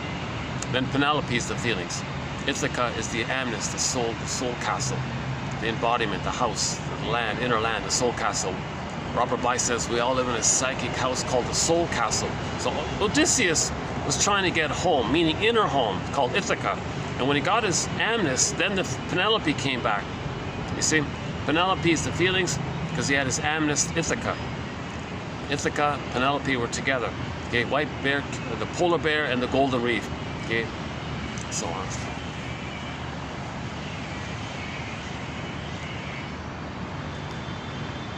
So the baby has an emerging self, authentic self that's trying to emerge, but he has needs for a secure attachment style. If those needs aren't met, the baby will, if the unmet needs, feelings. So what happens there? Well, first of all, the normal feelings for his identity get zooped away. And what's left at the console is anger. Okay, so now we borrow the Disney film Inside Out. What's this? Okay, so in the Disney film Inside Out, a 2015 film, excellent film, we saw that joy and sadness got zooped away because the needs weren't met. So that film shows you something very basic. Two categories or two general types of feelings. The feelings that we call the feeling self. I feel that for an animist self, or ontological self, or sensual self, the golden ball feelings, the radiance of feelings, the aliveness of feelings, the wide range of feelings. This is from our feeling self. That's symbolized and represented by the characters joy and sadness. So the joy and sadness, or the golden ball joy and sadness, got zooped away. Remember, they went up the tube and down into the unconscious brain, and they're lost.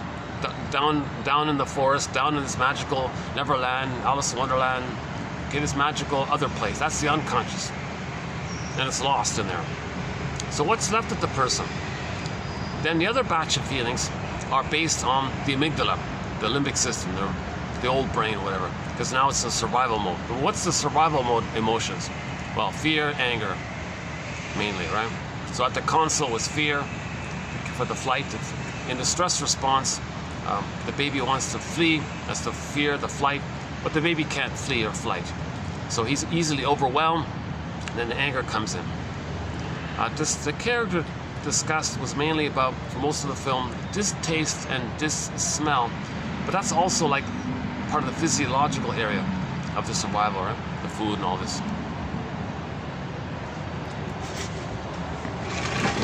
Is that better? Okay, let's try that.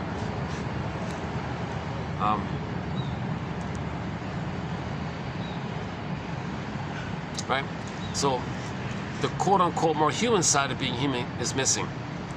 So if joy is missing, the person goes through life, they never feel joy. So at midlife they say they have all these benefits, maybe they don't feel the pleasure of it. Well, that's a clue. Or they experience the loss, but they can't admit the loss because sadness is not available.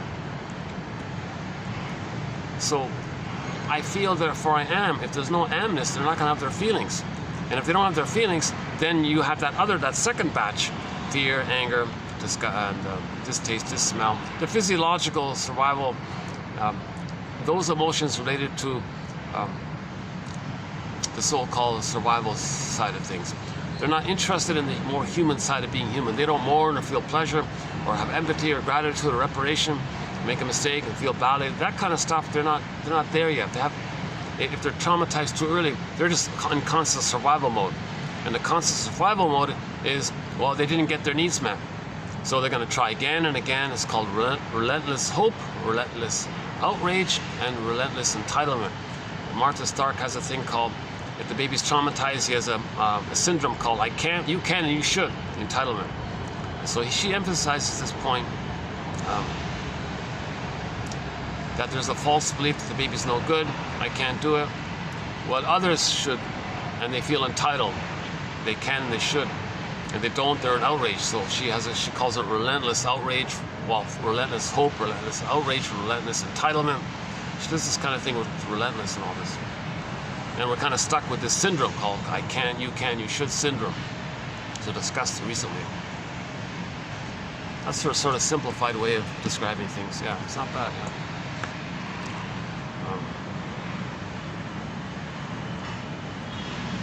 So if the baby's traumatized before 18 months, you see, then what identity does he have?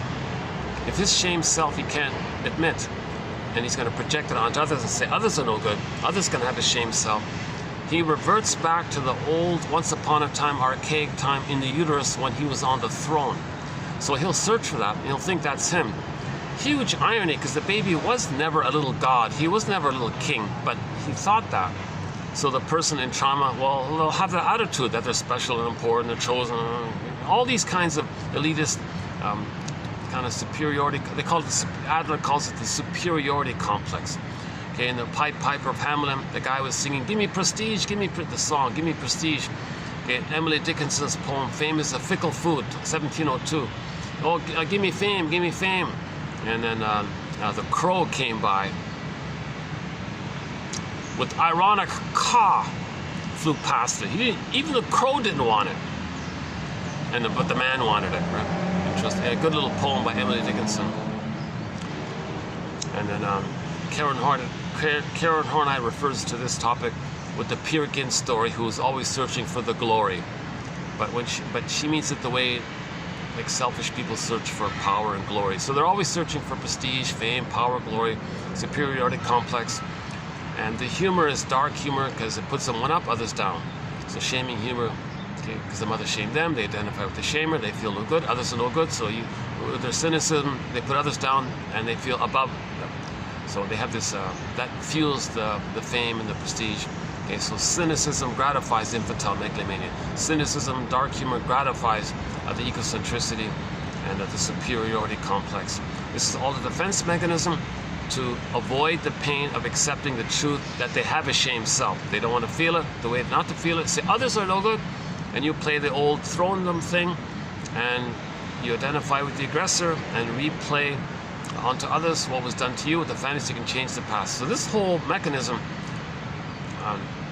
before 18 months, there will be various personality patterns that spring about before 18 months. Some before 4 to 5 months, some between 4 to 5 months and 18 months. But all of them are considered to be one of the stinger personality patterns because they shame others to replay how the mother stung or shamed them. And they're just stuck in this loop. Okay, so back to the record. Back to the record. The baby was shamed or stung by the mother, right? He records it. That trauma clicks in. We'll get it. But there's no time. But the experience took place. He was traumatized. But he doesn't understand time. The effort to heal is we'll get it. But he was traumatized. So get it. But he was. So what he does is, in order to replay that, in the present, he does a staging thing. Like a reenactment staging thing, and then transfers the emotional past into the present, thinking the present is still the past. Sometimes the present is called a presenting past, or the present is like a new edition of the past, a reenactment of the past, a staging of the past, still in the past. He's dwelling in the past. Enter the Greenberg film quote. Shrink said to the guy, you have trouble living in the present, so you're dwelling in the past because you feel like you never really lived it.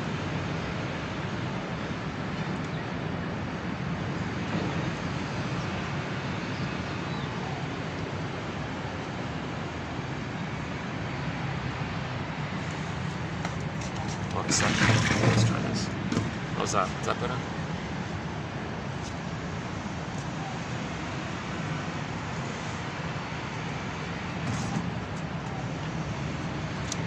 Let's try this one.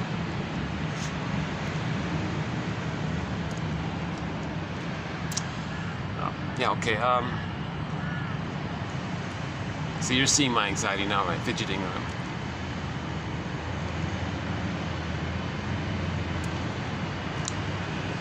I'm just thinking about how I just started to get into this video when I had to move. There's no way I could have done it with those characters right beside me there.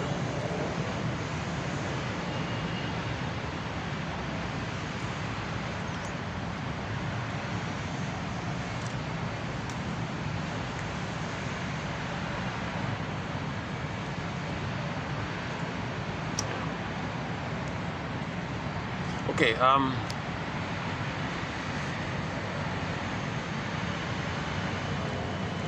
okay, so I won't detail the various personality patterns that's come about with the trauma before 18 months, the bully pattern, the Iago pattern, okay, the various narcissistic personality patterns, right?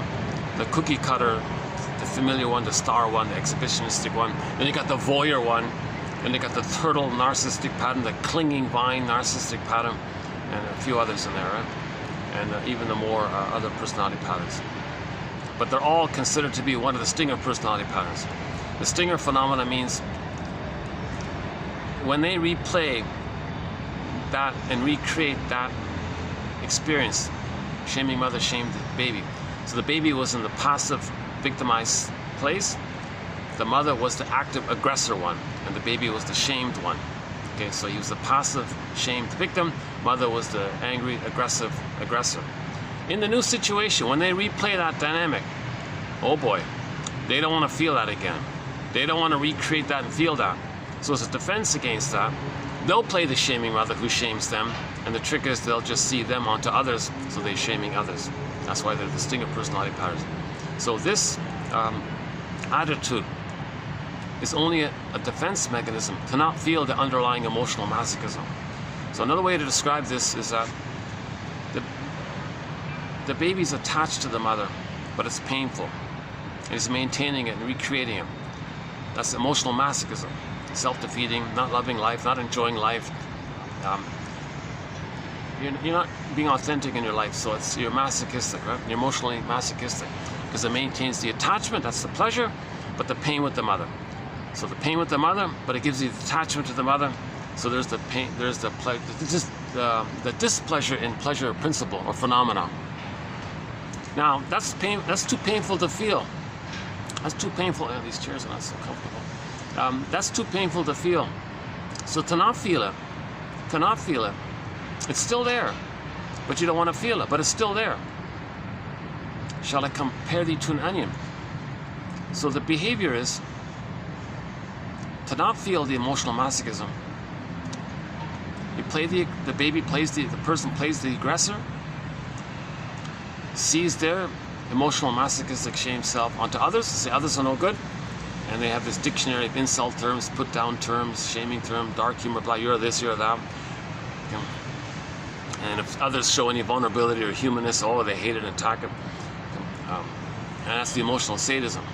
So the emotional sadism, or the schadenfreude, or the dark humor and all this, that's just a way not to feel the underlying emotional masochism. So those, for example, those with the bully pattern or the cynical narcissistic types, all the negative Iago types, the envy types, all these negative characters, the underlying experience of emotional masochism is still there, even though you don't see it. You see the overt behavior of them being pseudo-aggressive, meaning they're not authentically assertive, they're being pseudo-aggressive, meaning they're imitating their mother, so it's this fake thing. It's not a genuine assertiveness, and they call it pseudo-aggression. Not like a healthy aggression kind of thing. So it's back to Adler, the superiority complex. It doesn't mean anything there's extra superior, there's nothing like that. It's this delusion that you believe that you can still be that baby on the throne in the uterus. That's a superiority complex, because the baby thought he was superior, he was special and one and all powerful, all this. That's superior. So there's no genuine quote unquote superior. That's a defense to take refuge in that, to have some identity, because your more human, authentic identity is so shamed and pained you see it onto others. So you replay that experience of mother shaming them, identify with the aggressor, see their shame self onto others, being loyal to the mother who shames, because the baby and the mother are fused, they're one. They're one. In the psychic template, in the memory system, they're one. The mother shamed them. They play the shaming mother who shames them. Again, too painful, so they see their self part onto others. And it's a sleight of mind. They're shaming others, believing they're shaming themselves to fool the mother. But they're loyal to the mother by acting her at the same time they're fooling her. So that's like this. Now enter doublethink. When they shame others, to replay how the mother had shamed them originally, and they recreate that, they still feel it. Although they shame others, they still feel how the mother shamed them. They're reminded of it. So what do? Hocus pocus. Auto-hypnosis, double focus. The one they just shamed in the present, they'll say, is the mother who shamed them in the nursery, to account for why they're feeling bad. Because they don't understand time, they don't care about time. In the primary process mentation, it's mad in there, it's psychotic, it's psychosis, it's schizoid, 21st century schizoid baby. So then they'll create excuses and rationalizations to cloak it, to mask it, and they can use their 10 PhDs to that end and fool everybody and fool themselves, lie to others. But it's just a cloak to hide the true issue. They don't want to admit the hurt they felt with the mother, because now they are the shaming mother who shames them. So when they replay the record of mother shaming them, they find someone else, a non-threatening substitute other, innocent other, to represent their lost innocence. And what did the mother do? The mother shamed their innocence. So they'll see their old innocence onto others, be loyal to the mother who shames their innocence, but they see their innocence onto others, so the behaviors of shaming others, thinking they're being loyal to the mother who's shaming them. Now, as they replay and re-experience mother shaming them, even though they actively shame themselves, because they're the mother who shames them, even though it's a trick that they mainly don't recognize it, they still on some level feel it. So, because they are the shaming mother, and they want to protect the mother, they say the one they just shamed is the shaming mother who shamed them back in the nursery, although they're acting like the shaming mother. Get it? So that's called the double think. The one they just hurt, they'll say is the monster who hurt them back in the nursery. Psychotic. But they'll make excuses. They'll manufacture excuses. They'll be a master of rhetoric and propaganda and lies and salesmanship and create some excuses. And it's pretty easy to do, because you can appeal to other people's need to believe the authority issue, right? So if they make it sound authoritative, oh, they believe it, because babies believe the mother. So there's all this logical fallacy of authority issue.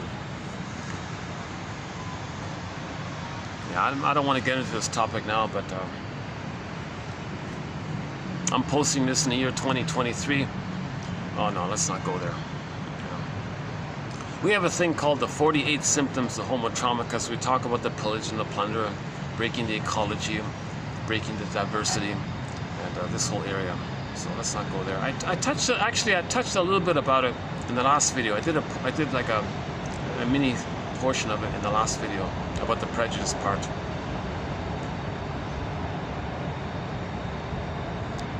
So in other words, the stinger personality, those with Asperger's personality pattern, the general theory is that the quote-unquote more human side of being human is rejected. They hate it. If others show it, they hate it because it was hated in them. So that's also called envy. Baby had original goodness, mother hated his goodness. They identify with the envy breast. So the condition is they go through life repeating the prototype template that was created originally. Mother hated their goodness, so mother was envious. Baby had goodness, mother hated it. To have the mother, they gotta hate goodness in general. So they go through life hating goodness. That's the infantile bond and the emotional masochism and the emotional sadism as a defense layer over of the emotional masochism. They gotta hate goodness. So stinger personality patterns have a lot of envy. If they see goodness, oh, they hate it because it was hated in them.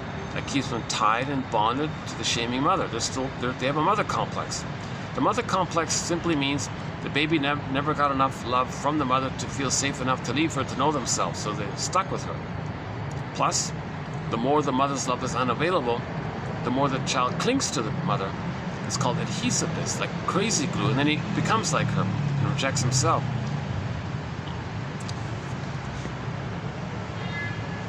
One second.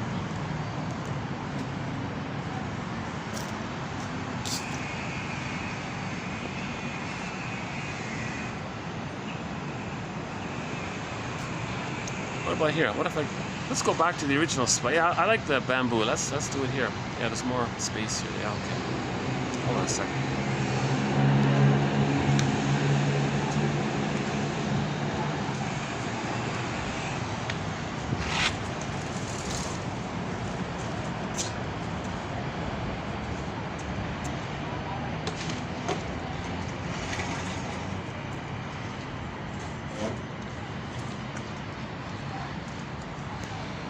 Is that better?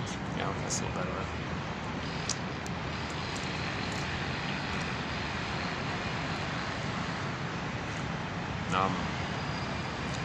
Okay, we have a whole body of material about the stinger personality patterns. Okay, the double think, the trance logic. They do a lot of scapegoating. Okay, they can't grieve because they don't have the psychic structure to grieve. Why? The psychic structure is identity. They don't have the identity. Thinking you're a little god from the uterus, that's no identity. You need an authentic, some authentic identity. That's like having a floor for sadness to stand on. But if there's no floor, sadness just falls down the pocket, the psychotic pocket, or the basic fault. There's no grounding for the feeling to be there because you need identity. I feel, therefore I am. You need an amness to have the sadness. If there's no amness, you're not going to feel sad. So stinger personality patterns do a thing called denial, contempt, and sour grapes. Didn't need them anyways. So that's their way to not feel the pain around the inability to mourn losses. They can't mourn losses. But there is a loss and there's pain. But they can't admit the pain. No pain, denial. Revert to the superiority complex by devaluing the other. So didn't need them anyways, not important. But they were important. You're denying it or lying.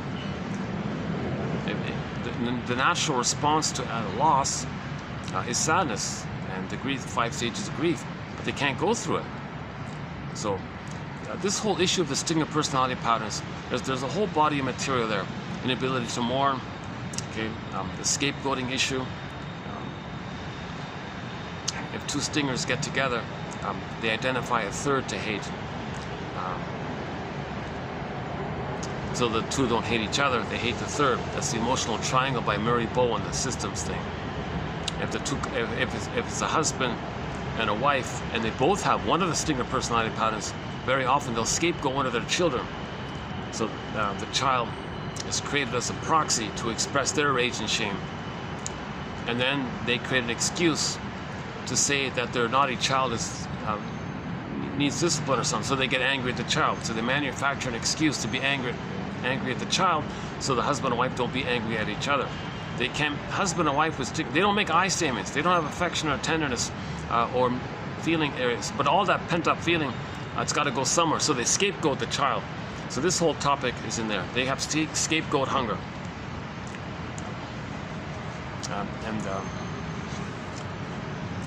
Okay, so recent videos have covered this point to some depth. Now, by the way, if the child can hold on to his soul post 18 months, then he maintains his shame self, and the original mother must be good. So all babies begin with, I'm not okay, you're okay. Now the stingers say, forget that. You're not okay, I'll play God, and I'm okay, you're not okay. So it's all derailed and flipped. The clingers can somehow hold on to that. They don't have to give up themselves. They can maintain the original, I'm not okay, you're okay, post 18 months. That's why the clingers and the pleasers and the caretakers maybe seem a little more childlike or a little more sensitive or something. But actually, they have some affection and gratitude. They can feel gratitude and feel badly if there's a mistake and make amends. They're more on emotional developmental track. So love and gratitude have partially entered the psychological picture. But you see, the stingers hate all that. That's seen as goodness, and it was rejected in them. So when they see goodness, they got to reject it. So they'll shame the clinger. That's how the stingers feel safe. They're safe being the shaming mother. So the stingers have this pseudo, more narrow focus of attention on hate, because the main emotions for the stingers are hate, greed, envy, gravity, spite, vindictiveness, schadenfreude. Okay, the constant search for glory, prestige, fame, etc. The inability to mourn. So denial, contempt, sour grapes, and they call that a pyrrhic victory even. The constant search for grandiosity. Okay. Now the greed, there's no gratitude, but greed destroys, so the envy likes that. So greed is like a tool for the envy. That's part of it there. Mother short-sold their soul. Mother gave emotional poverty. Identify with that, later on, apply that outwardly. So what we're dealing with, the one overview conception of all this is the baby has, at first, some kind of interaction with the breast mother. That's the first interpersonal relationship. It's two of them, baby and the mother. Although it's just one way, it's still two people, baby and the mother. The baby records it. It becomes intrapsychic. The interpersonal becomes intrapsychic, a memory system, a schema, script, blueprint, working model, some kind of architecture, structure. Now you got psychic constellations. Part self fused with part other. Another part self fused with part other. Okay, now you got object relations unit. The passive and the aggressive side. You got the Ro-Ru and the Wo-Ru, the enticing object, the enticed self, the rejecting object and the shame self, the rewarding object and the rewarded self. You got these relational units, like some kind of mapping is created, some kind of blueprint scheme. That's set in there by the age of 3. This intrapsychic world, this intrapsychic society, quote unquote, it's going to reveal itself later on, interpersonally, because the first world for the baby is the breast mother. Very tender, very emotional, deep imprints, right? When something's emotional, you remember it deeply. So the baby remembers it very deeply. So he creates a map of the world. That's his understanding of the world by the mother. So if there's a problem there, you can see what the issue. He's going to go through life seeing the world through the lens of the original breast mother experience, with the breast mother experience. And you're going to see the world, he's going to apply that intrapsychic to the world generally. Okay, so the line is, the interpersonal leads to the intrapsychic, which then reveals itself interpersonally later on.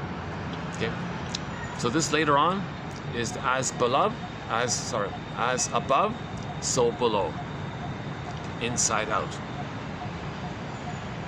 So the first relationship between the baby and the mother creates the inside. That is inside out. The out is the as above, so below. So we look at this whole thing.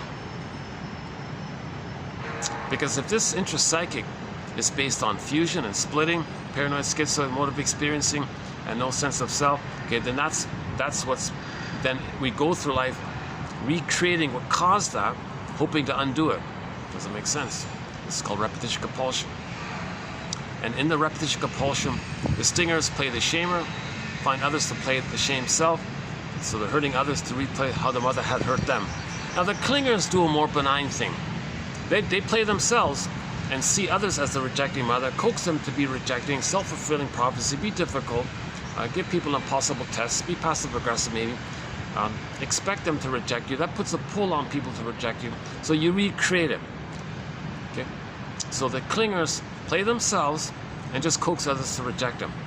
So they don't hurt others, they just replay the basic, truer emotional masochism. They just, because when they replay that pain of mother rejecting them, it connects them to the mother. So they just recreate it. Now the stingers cloak it. It's too painful to feel the masochism, so they do the other pole, it's the flip pole, right? So they just play the shaming mother. So they're more bonded to the mother, they're more tied to them. There's more pain with the stingers.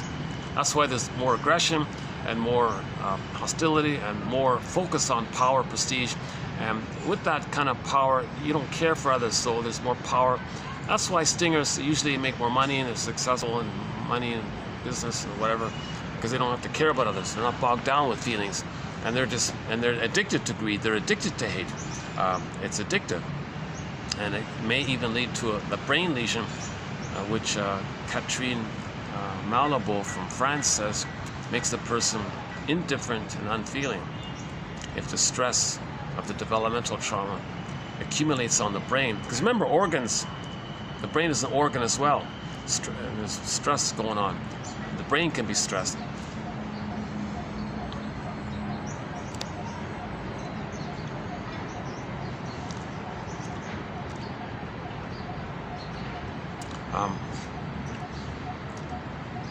Yeah, so one of our songs is by Warren Zevon. If you won't leave me, I'll find somebody who will. So for the clingers, the mother emotionally left them. She wasn't there for them. they repeat that. New situation, find partners who will leave them. Choose partners who will abandon them. That replays how the mother abandoned them. Now one day a woman said, "Oh, I'll be here for you." He freaked out. He regressed to the stinger mode.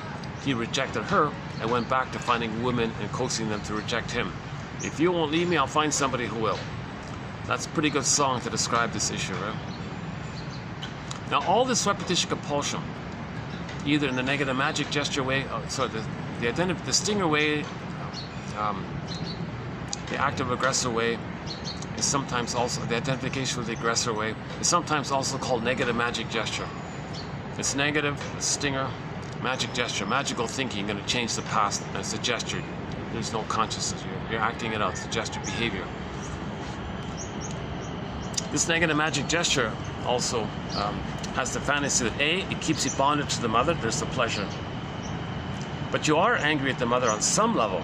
So Bergler theorizes that the negative magic gesture, at the same time, in some sneaky side way, he's trying to sneakily say, "Hey world, look at what my mother did to me. What I'm doing to others, that's what my mother did to me. See, world?" And that's his anger at the mother to show her up and show the world, So what a rotten mother he had by acting in a rotten way. Where did he learn him? Alice Miller says, where do emotional abusers get their ideas from? As usual, the answer is in the nursery. Look to the nursery, kind of thing. So he's saying, look what happened to me in the nursery. Look what I learned in the nursery. I'm showing you what I learned. Now the victim doesn't say, "Oh, are you trying to communicate what had happened to you, but you don't have words for it? It's the unthought known, but you know it, and you're communicating by your behavior, like with action language, they call it negative magic gesture action language, and this is called experimental recollection." He's trying to remember. When we recreate, we're trying to remember. We're trying to make the unthought known consciously thought known. We're trying to formulate our thoughts to get it to consciousness. We want to make the unconscious conscious, so we repeat in a positive intention. We repeat the trauma with the mother. The positive intention is to see the trauma with the mother, know that there was trauma with the mother, and make the unconscious conscious. Sometimes the non-reporting brain is sometimes called the inferring mind. We observe our reenactments, and that's like an inference from our inferring mind. Maybe we can say the unconscious self is saying to the conscious self, "Hey you." Bergler calls the unconscious self sometimes the puppet master. So the puppet master is saying to the conscious person, to the puppet conscious person, "Hey you, watch yourself." It's like there's a stage over there, right? See that stage, right? There's a stage over there. So observe your behavior in life, like you're seeing yourself on a stage. Have some observation, because your behavior was caused by the puppet master, getting you to observe the metaphor, the symbolization, the reenactment of the actual experience of the past. The puppet master is saying, "Look what I'm getting you to do. That's my way to try to tell you what had happened." So we reenact and recreate the original shaming dynamic with the mother in the present with others. Okay, again with others. Others can play you, and you play the shaming mother, stinger way. Or you play yourself, and others play the rejecting mother. It's the clinger way. The clinger way is the passive, and others are the active aggressor. Stinger ways, well, they'll play the shaming mother, and others can play their passive self. So they're more hurtful that way, and that's why the stinger personality patterns are much more hurtful and indifferent and don't care. Because again, empathy, reparation, gratitude, these things haven't really entered into the psychological picture. The stingers reject all that. Trust, you're a fool. And their slogans sort of reflect this. Looking out for number one, my greed. So with the greed one, the stingers will say, if I'm not greedy, my mother's going to eat me. That's psychotic. You're coming from the your imaginal fairy tale world. Right? The mother's not going to eat the baby, but they think that because they don't know that that image is just artwork to symbolize and contain their projected feelings. Right?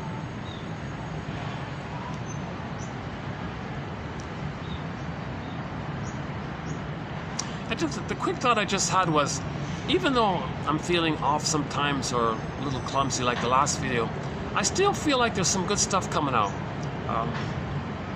Maybe that's what's kind of really driving this, because I feel like I'm learning. Maybe that's part of it, the joy of learning. And of course, I have to articulate this a little better. I noticed Martha Stark, she's mastered it. Like when she's interviewed, she's very polished and very precise and very clear, crystal clear.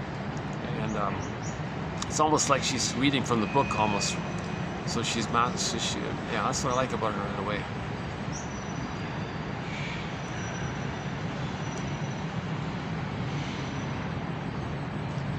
So once again, my give back for my clumsy delivery is that the quotes are posted below, and you decide for yourself. Or better yet, pick one that you like.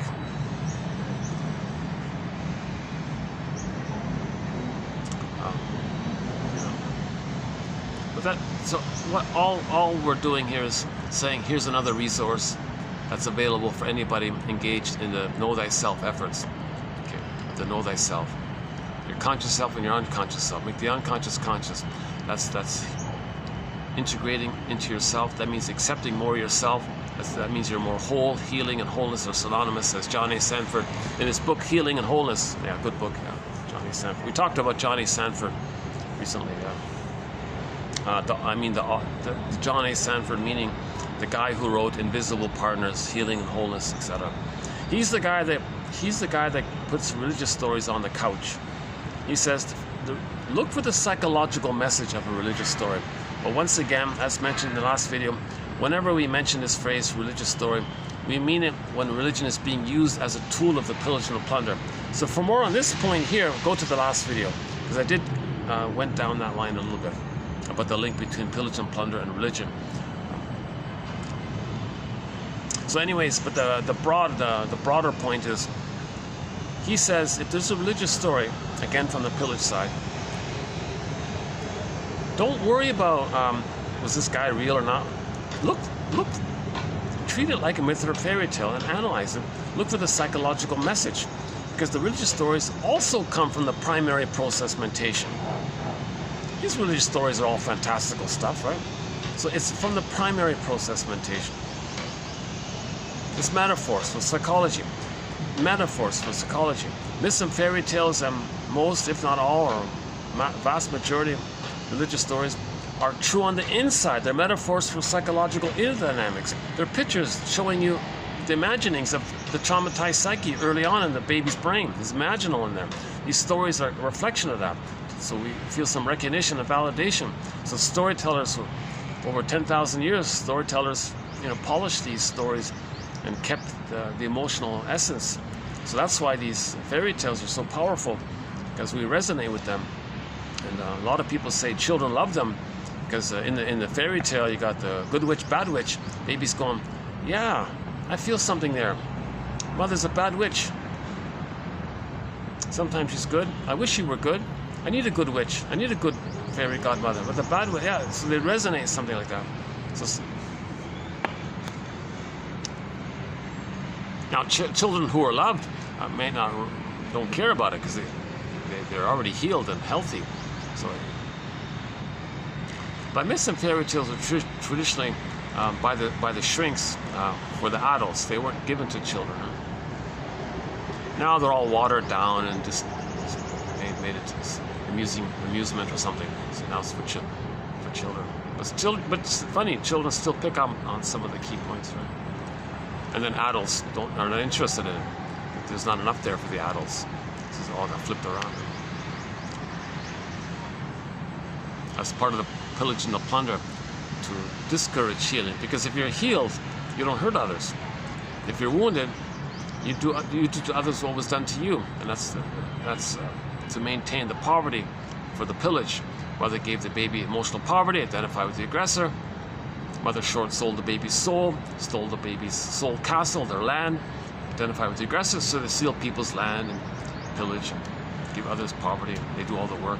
So again, for the last video, ended up with that Bruce Coburn topic, Ugh.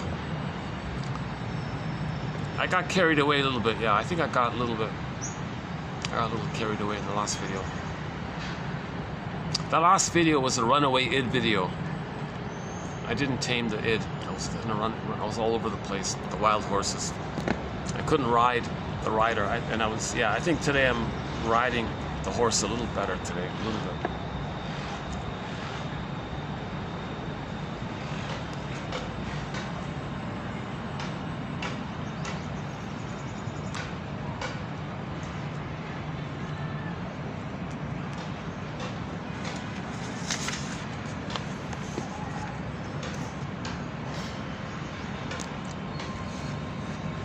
Okay, let's do today's quotes. 2740, mostly by Martha Stark.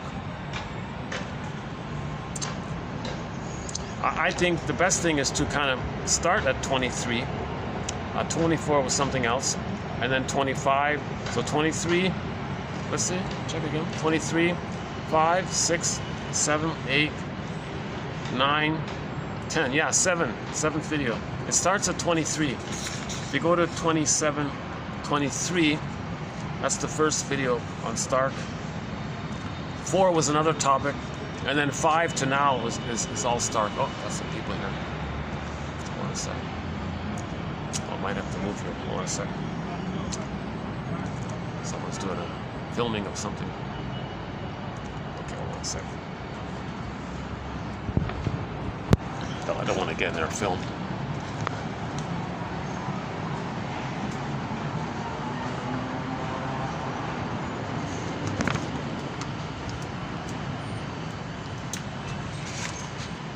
Okay, let's just try here for a bit. So yesterday we talked about, she calls it conflict statements. I found it confusing to say she does a thing called empathy statements, and one of them is she calls it conflict statements, meaning there's a bit of a conflict in the sense that on the one hand you're aware of something, yet on the other hand, nevertheless, you're feeling something. That's the id. The positive side of you being aware of something, you know this, although you know this, nevertheless, you find yourself thinking this or feeling this. That's the id, ego and the id. So I'm going to change it. For this collection here, I'm going to twist the, I'm going to call it the ego and the id statement.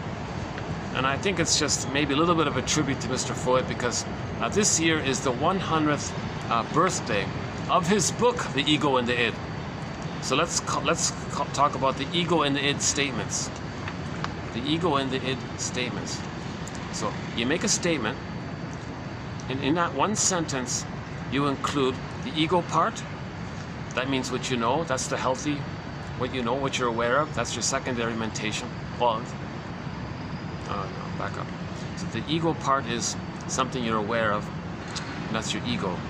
That's like the healthy adult part of you, right? And also in the sentence, nevertheless, you're feeling all this stuff. You're triggered and feeling all this stuff. You find yourself feeling this. You find yourself doing this or thinking this or binging. You find yourself running to the fridge. You find yourself making this excuse for something. So that's the id, the runaway id, the wild horse and all this. Or the water buffalo loose or something. So that's the untamed wild runaway horse kind of thing. So the rider and the horse, ego and the id, child and the water buffalo. So you make a statement called the ego and the id statement. So so in the past videos we gave examples of them. I don't have it here. So yeah, go to the past videos for examples of it. One example was, although you know, like that's the ego. You know that if you want to heal, you got to face the truth that mother failed you, that you didn't get a secure attachment style, that she was soul blind to you. You know that if you want to heal, you got to face some of this painful truth. You know all this. Nevertheless, you find yourself afraid. That's it. Maybe that. Or you know the truth will upset you free, but you find yourself thinking, nevertheless,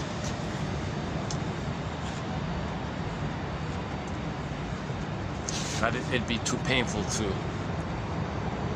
be disloyal to the mother.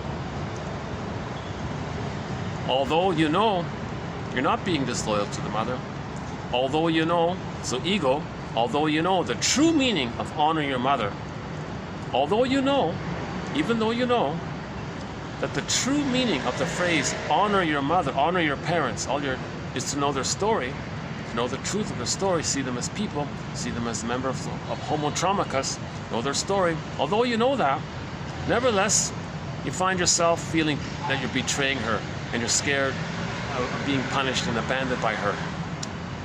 So to deal with that pain, maybe you eat some cookies or avoid the issue. So you acknowledge the two sides. And she was saying, if you can make a statement like that, her theory is it's psychological homeopathy. Because the inner conflict froze the person. You got a freezing in there. You want to self-activate. You want to be yourself. You want your authentic self. But you're so afraid by the memory of what happened. Everything's frozen. So make a statement that reflects it. And maybe that can activate the nature's innate healing system. If you give yourself like a little homeopathic dose, like a similar dose. So she calls the empathy statement like a little micro mini dose of the bigger issue that you're frozen with. Okay, simple, basic, classical conditioning. Okay. Baby had a need, unmet. He cried. Mother gaslit him. Everything froze up. Pain. Still there. Inner conflict. She calls it conflict. Inner conflict state. The inner conflict's still there. The need's still there, but the memory is so much pain. Person doesn't want to feel pain, so they give up their needs and feelings. Hence the title of the play. Do I have to give up? The self-help book. There's a self-help book with the title, Do I have to give up me to be loved by you? Do I have to give up me to have some connection with you? You know, let me check my bag there, because that guy looked a little... Hold on a second. Let me get my bag. Sorry, hold on a second.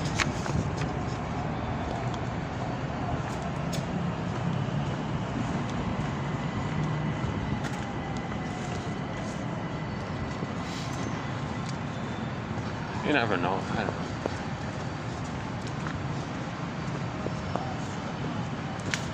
Yeah, okay. We're doing okay here. Let's just stay here, yeah. Cozy in the spot, actually.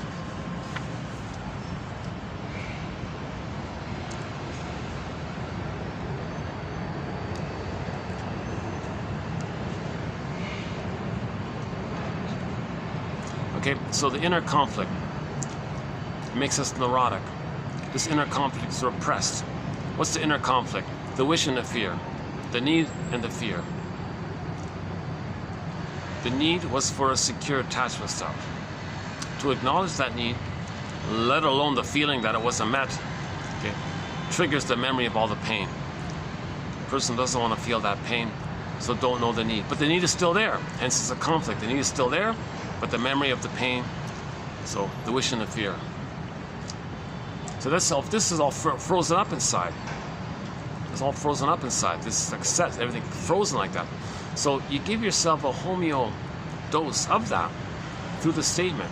And her theory is if you can make that statement, that's manageable. It's a small little dose. And that statement might stimulate the innate drive for healing overall.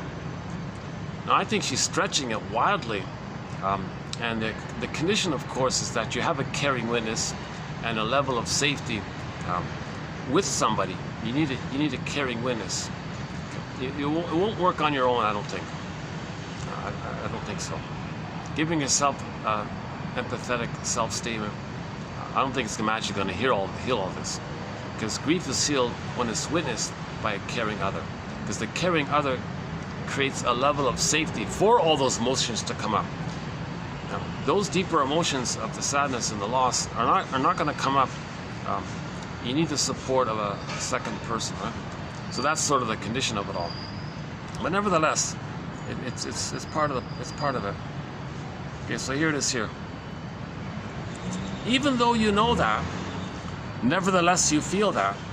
Okay, so even though you know that's the ego, you know it, you're reasonable, it's your adult mind, your conscious, reasonable thing.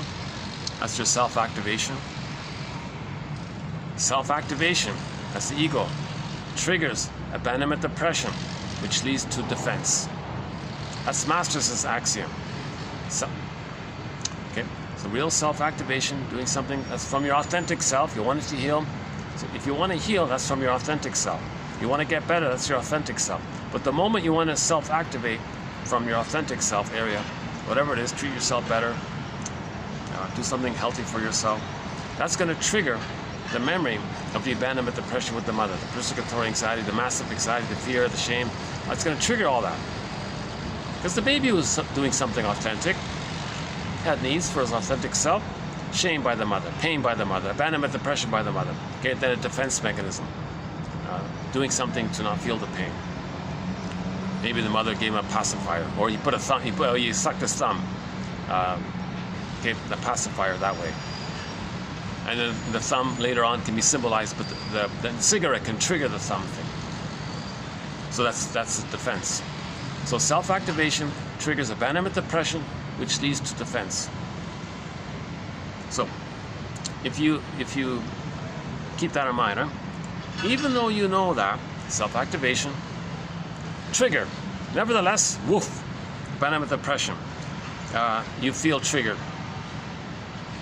You find yourself taking a cigarette. You feel upset and scared, and now you're starting to smoke.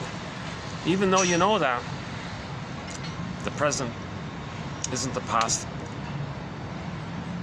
you're reminded of the past and feel a lot of pain from the past, and nevertheless, and that's why so you find yourself reaching for the cupboard for the cookies. A conflict statement, or ego in the id statement, attempts to help the client articulate both sides and ultimately to deepen and broaden his understanding of how he has come to be conflicted in the way that he is. It will be the yes force, I mean the ego. It will be as the yes force is strengthened and the no force, the resistance, and the no force weakened, that the balance shifts towards emotional health, mental health, psychological health. That's the yes, away from the dysfunction, the neurosis, the pathology, the no. To engage both the client's observing or reflecting ego, that's the ego in the id, and her experiencing what she's feeling, experiencing ego. To make note of the discrepancy between what she, in all honesty, really does know and what she finds herself defensively thinking, feeling, doing, or telling herself instead.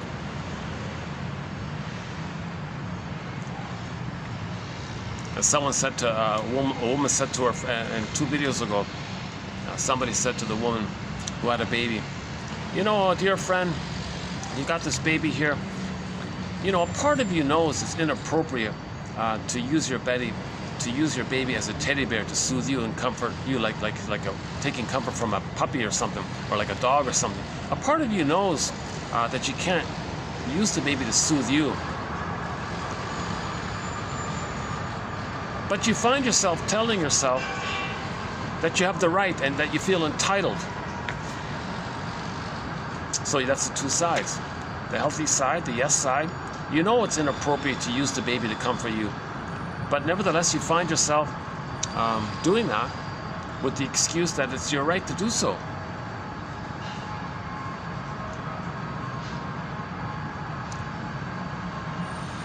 Again, when a defense kicks in, it is usually involuntary and with no forethought. The client will literally find herself thinking, feeling, doing something without reflecting upon its events. So that's the triggering. Self-activation triggers all the id, the emotions, thinking, feeling, and rationalization, making excuses. It triggers all this wild horse stuff.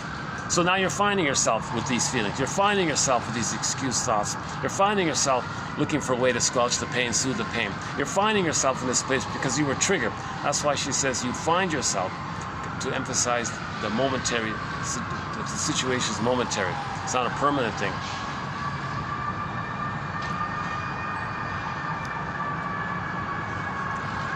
Okay, so what we just said here was discussed in the past 6 videos. Okay, next one here. Okay, this one's just sort of a general overview statement. The client's relentless pursuit of the perfect parent, be it in relation to either the actual parent or a parent substitute, serves her because it enables her not to have to confront and grieve the reality that the actual parent was far from perfect. But the client's relentless pursuit, repetition compulsion. You're hoping for something in the present to be the good, perfect breast mother for the past. That's the relentless pursuit. This is like a pathological hope. She means relentless hope, like an infantile, traumatized infantile, false delusional hope that you're going to get the perfect love breast experience for the past. Sometimes this falling in love, this infatuation, this puppy love is in that area. And you're looking for the one. Okay, the one is the one who reminds you of the mother, that triggers the chemistry with the mother. And then you see the person in the present as an emotional reincarnation of the mother in the past. Okay? You transfer your unfinished business with the mother in the past to get her love to the partner in the present, and expect the partner in the present to take you in a time machine, in the morphing machine, go back to the past and get that perfect love. That's a relentless hope to do all that.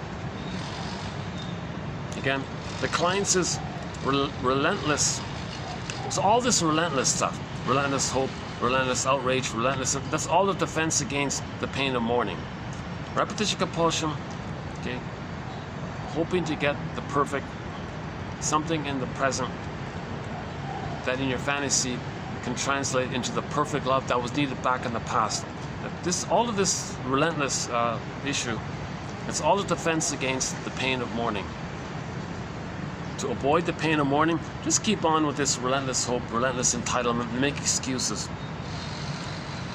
The client's relentless pursuit of the perfect parent serves her because it enables her not to have to grieve the reality that the actual parent was soul blind and misattuned to her and didn't give her a secure attachment style. But the client's relentless pursuit or relentless hope also costs her because her heart is being constantly broken as a result of the dysfunctional object choices that she finds herself making again and again. Okay, enter Katie Lee's song, It Must Be Something Psychological. The woman in the song had an emotionally unavailable mother. So she was only triggered and excited by men who are also emotionally unavailable. And the main line is, it's really quite explainable. I like him because he's unattainable. The mother was unattainable, emotionally unavailable. The mother was emotionally unavailable, unattainable. That she likes narcissistic men because they are emotionally unavailable, emotionally unattainable. So she's still in this relentless pursuit to get the mother's love. So she wants to control the mother. She couldn't control the mother. So maybe she wants to control the partner. Oh, there's our bird. One of our birds here. Let's see. Oh yeah, last time I was here. Let's see. You know, I still don't know what this bird is called. Oh, there you go. I still don't know what this bird is called. But his feathers under, he looks all gray and all that, but underneath, he's got these vibrant black and white feathers. Hold on, let's see.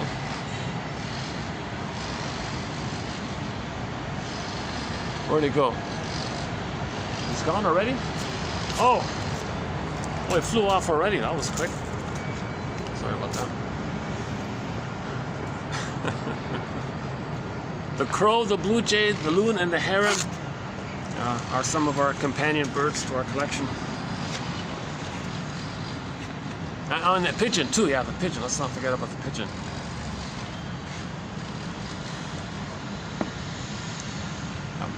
In our humor thread, there's a pigeon joke. Let's think about that. Okay, let's do the pigeon joke quickly. There was a woman who had this relentless pursuit and entitlement for fame and glory and prestige. She wanted to be famous and all this, right? But she was in middle age. She was getting older and older, and she didn't want to face the reality of mortality. Didn't want to face the pain of not getting rich and finding her fame, because then she'd have to face the truth that she was shamed. So as a defense against the pain of this, she wanted to wish she could live forever.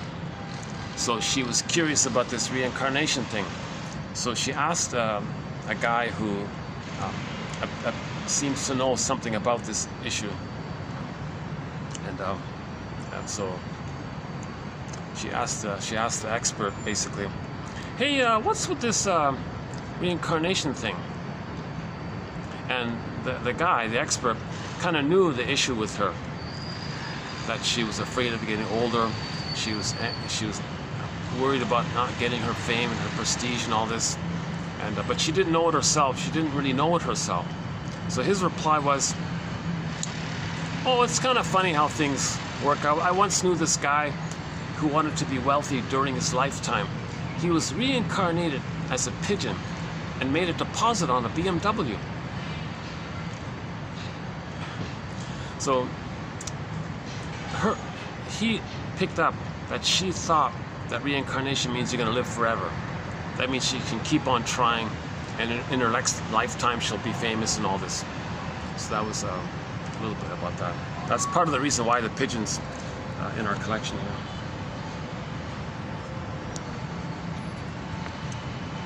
Okay, sorry.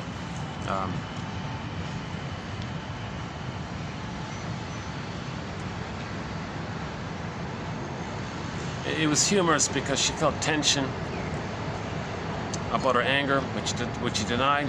She felt tension about her fears about getting older. So the joke kind of didn't shame her for it. The joke talked about the anger and the wish and the anger with the BMW, making it the play on the words, the double thing there. So there was some kind of safety with the joke. She was seen by the joke. That means she felt safe by being seen. So the prior tension and then the safety, that's the mechanism of humor. The first part, you feel tense, you get the answer to the joke, you feel safe. The contrast between the original tension and the safety. When you get the safety, you laugh. That's the release, the tension. So there's a thing called the humor theory of benign violation. The benign violation of your expectations theory of humor. Old theory, it's been around. So the first part of the joke, whatever it is, a typical knock knock, who's there? The little tension, a little benign there. It's a little tense, a suspense, benign kind of thing. Then you get the answer. Oh, okay, you felt safe, so you might laugh, right? We can all live like nomads. What? Live like a nomad? Well, you're a little tense now. What do you mean? Where I nomad at you and you nomad at me? Okay.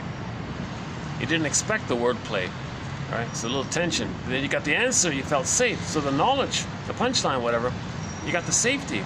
You got the answer. You don't have to live like a nomad. Oh, what a relief. So that's the humor. Now, ironically enough, therapy kind of resembles this in a macro way. Because in a macro way, your whole life is tense. And when you get interpretations and do the therapy discussion, reassociating, feeling safe with somebody, when you're feeling safe with somebody, all that lifelong tension, denied grief, and now you feel safe, then you weep. When you feel safe from the lifelong tension, then you're going to weep. So if it's a deeper issue and then you feel safe, you'll cry and weep and all this. That's healing. The humor resembles that on a micro level. A little tension, then you get a little safety, then you laugh. Well, think about therapy. Your whole life is tense, but it's deeper, and the tension is called complicated grief. Now I feel safe to face the truth that the mother was so blind and shamed the baby and create these templates that's causes so much psychic pain and leaving you with emotional hypothermia, turned to stone inside, petrification inside, emotional catatonia inside, feeling numb, and all this. Again, Emily Dickinson, there's a pain so utter, it swallows up and up, that one goes in a swoon, then you're numb. Numb means you're pain underneath. And somebody said that. I don't know what you're talking about. I feel nothing. I feel numb. Well, that's when you're hurting the most, says Alvin Samrat. Emily Dickinson, another one by Emily Dickinson, A Great Hope Fell. Oh, I said that already, yeah. You heard no noise. The wreckage was within, oh, cunning tale. The tale, story, narrative. We don't have narrative. Cunning tale. Cunning. Mother was cunning. She used her power and cheated the babe. She was cunning. She was like a evil fox or something, right? She was cunning, right? That's just a picture to describe her behavior, not labeling her like that, but her behavior is that.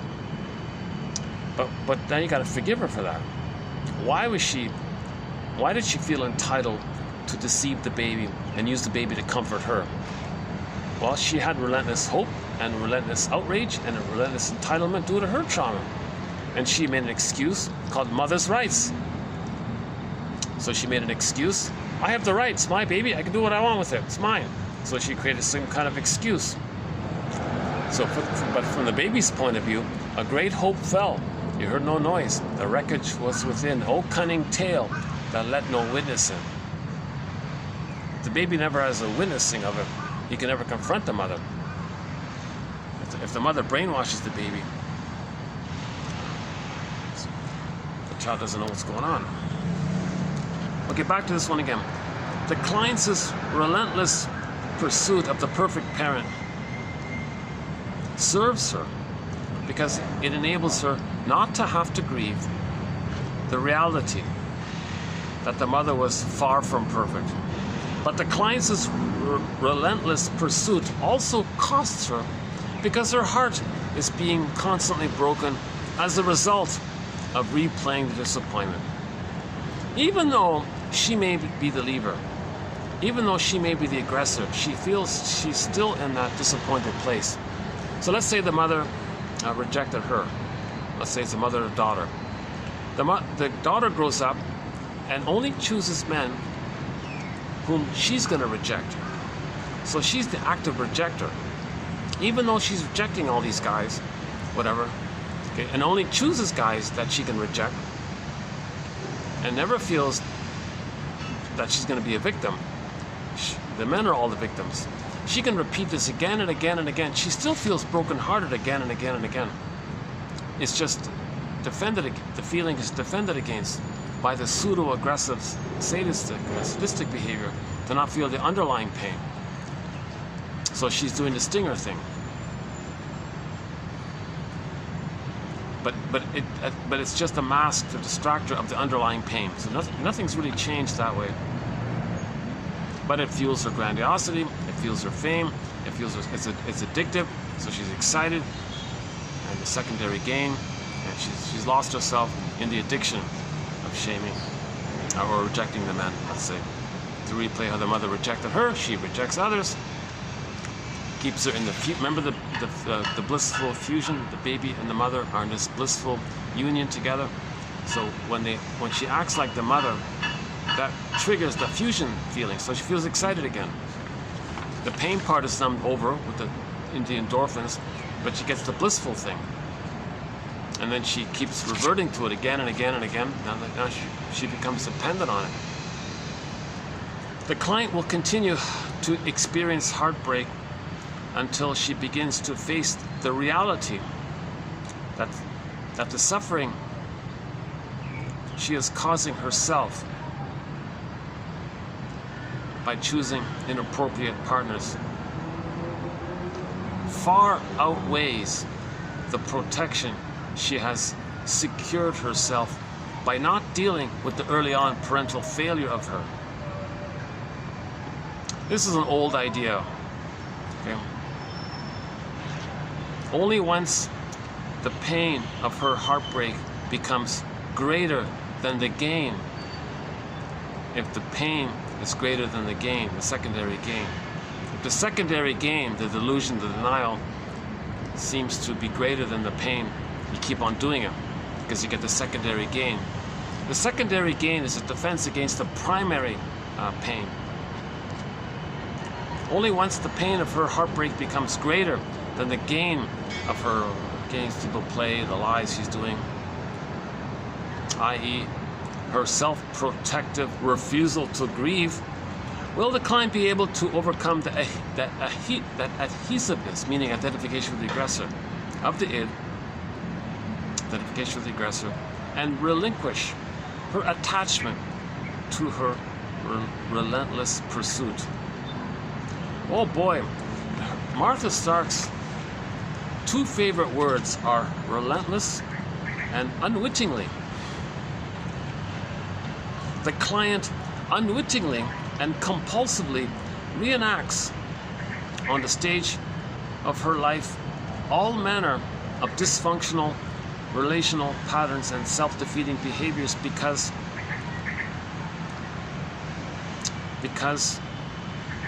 refusing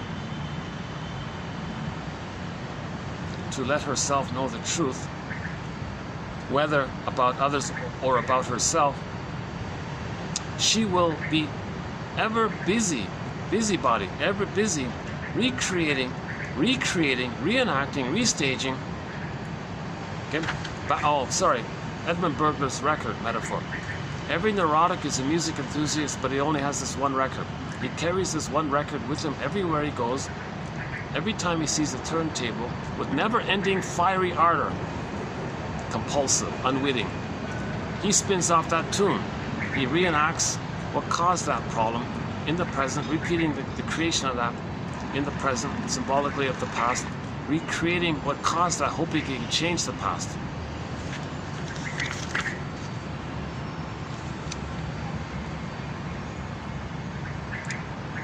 Again, the client unwittingly and compulsively, never-ending fiery ardor, it's the compulsion, the pain, clicks and repetition compulsion. He's desperate.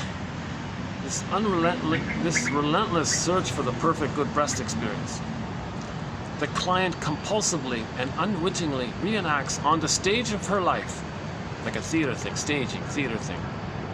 So it's all pseudo, it's all like a symbolic metaphor. All on the stage of her life, all manner of dysfunctional relational patterns. Oh, hold on. How's the battery? Battery's holding up. Okay, good. Sorry. And self-defeating behaviors because refusing to let herself know the truth, whether about herself or others, she will be ever busy recreating. It's a defense mechanism. If you're recreating the past, you're not grieving. If you're reenacting and repeating and replaying the past thing, and you're not aware of it, you're not grieving. The idea is to be aware of it, then you can grieve. She will be ever busy recreating the early on traumatic failure situation of seductive pleasure and excitement, followed by heartbreaking rejection and pain. Oh yeah, okay, in the previous videos we did Fairbairn's theory. The baby is bonded to the bad breast. But in the child's mind, the baby splits the bad breast into two parts.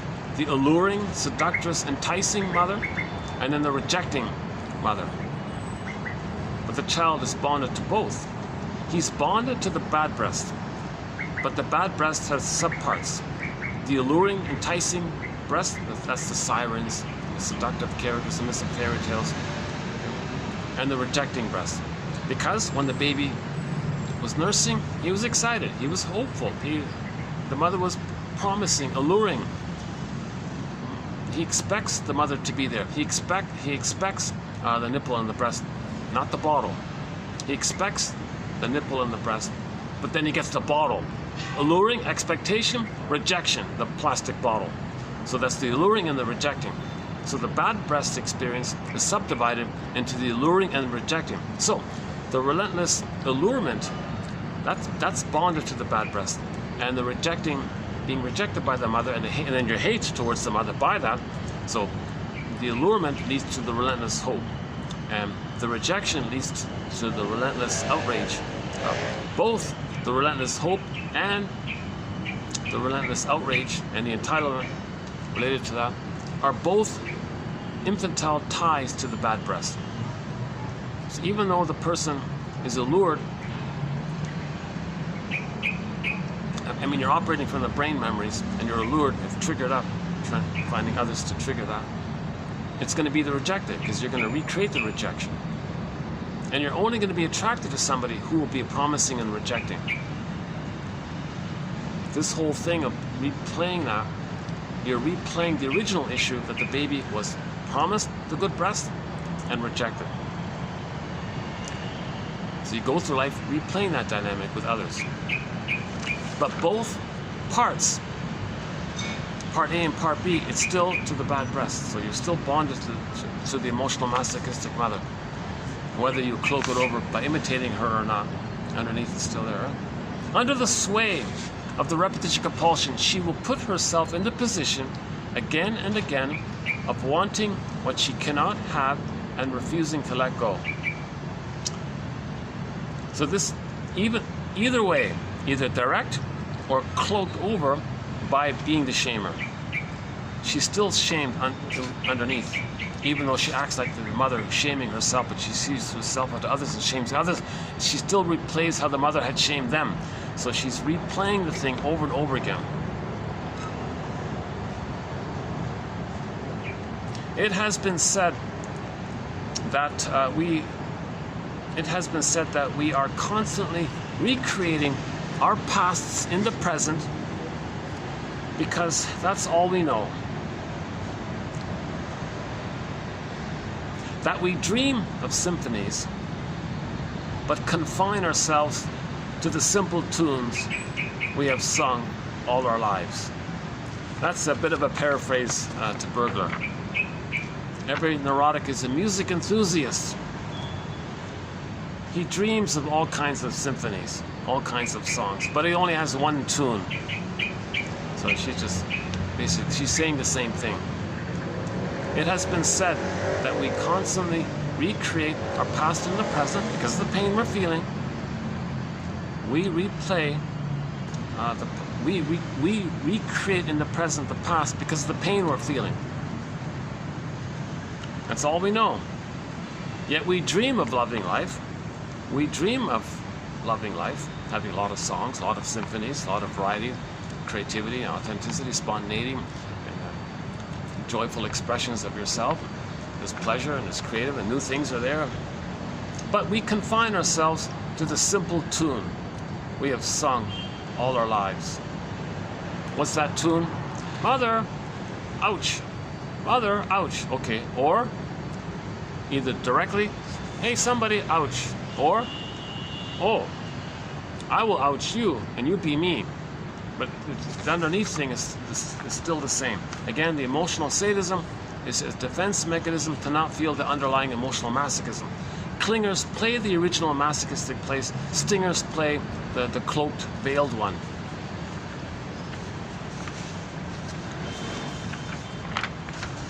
Okay, we'll do one more Martha Stark quote here. But I want to preface it with Betty Joseph. Okay, you know what? Let me just summarize it.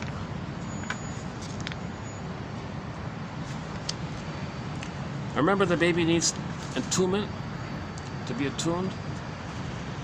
Oh, hang on. Oh, there he is. He's standing on the. Hold on a second. You see him there? Hang on. Where is he? Oh, there he is. See if you can see his feathers when he flies off. See if you can see his feathers underneath.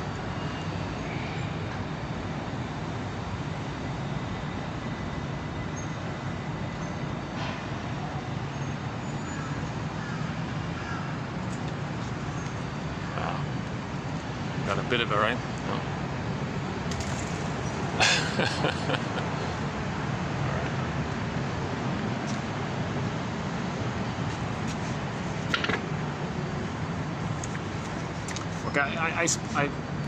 I talked about the Betty Joseph quote yesterday, so let's it's here. It's this one here. Let me just summarize it briefly. It was about a bunch of some kind of meeting that was taking place, and one lady, when she gave her little spiel, it was off topic. It wasn't in relation to the conference topic. It wasn't in relation to the topic that the group was discussing. It wasn't in relation to what anybody said. But she was pedantically, bombastically going off on her little command speech or something. And they analyzed her. What's going on with her? She's trying to communicate that her being so misattuned to the group and the topic and all this She's trying to communicate that, oh,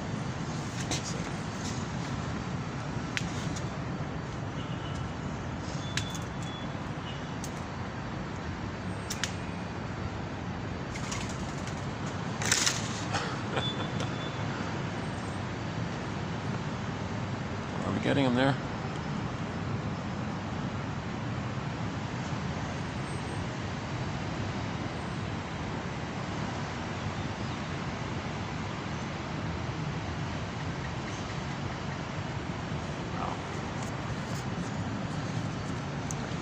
So they analyzed her. They said that she, in her behavior, is trying to communicate that when she was a baby, her mother was like that.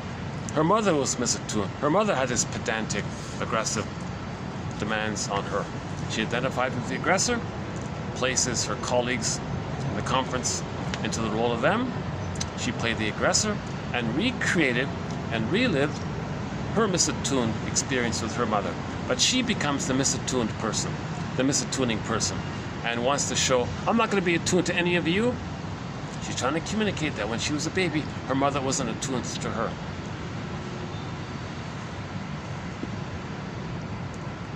Let the music play on experience didn't take place. So baby had a signal, need, mother didn't get it. She was soul blind, misattuned, malattuned. Baby cried, what do you want, baby? Okay, all this is hugely malattuned. And the mother being bombastic like that, okay, she identified with the aggressor and recreated this to communicate her experience. So she gave this misattuned, what did they say here?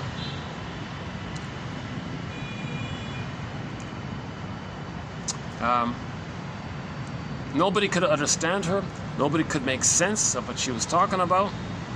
She was demonstrating what it felt like to have a mother who could not tune into the child, and we suspected could not make sense of the child's feelings either. So the client had developed defenses in which she argued or put forward apparently logical ideas which really satisfied no one, but which silenced the experience of incomprehensibility and gave her something to hold on to. Right? So the woman giving this bombastic speech and all this, she's holding on to her narcissism. She's holding on to her power like the mother. Oh, here's the bird again.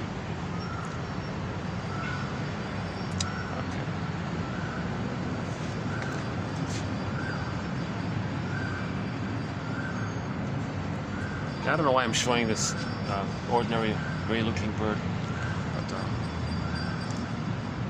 I like seeing them. I like, yeah, when they fly, you can see the black and white feathers underneath.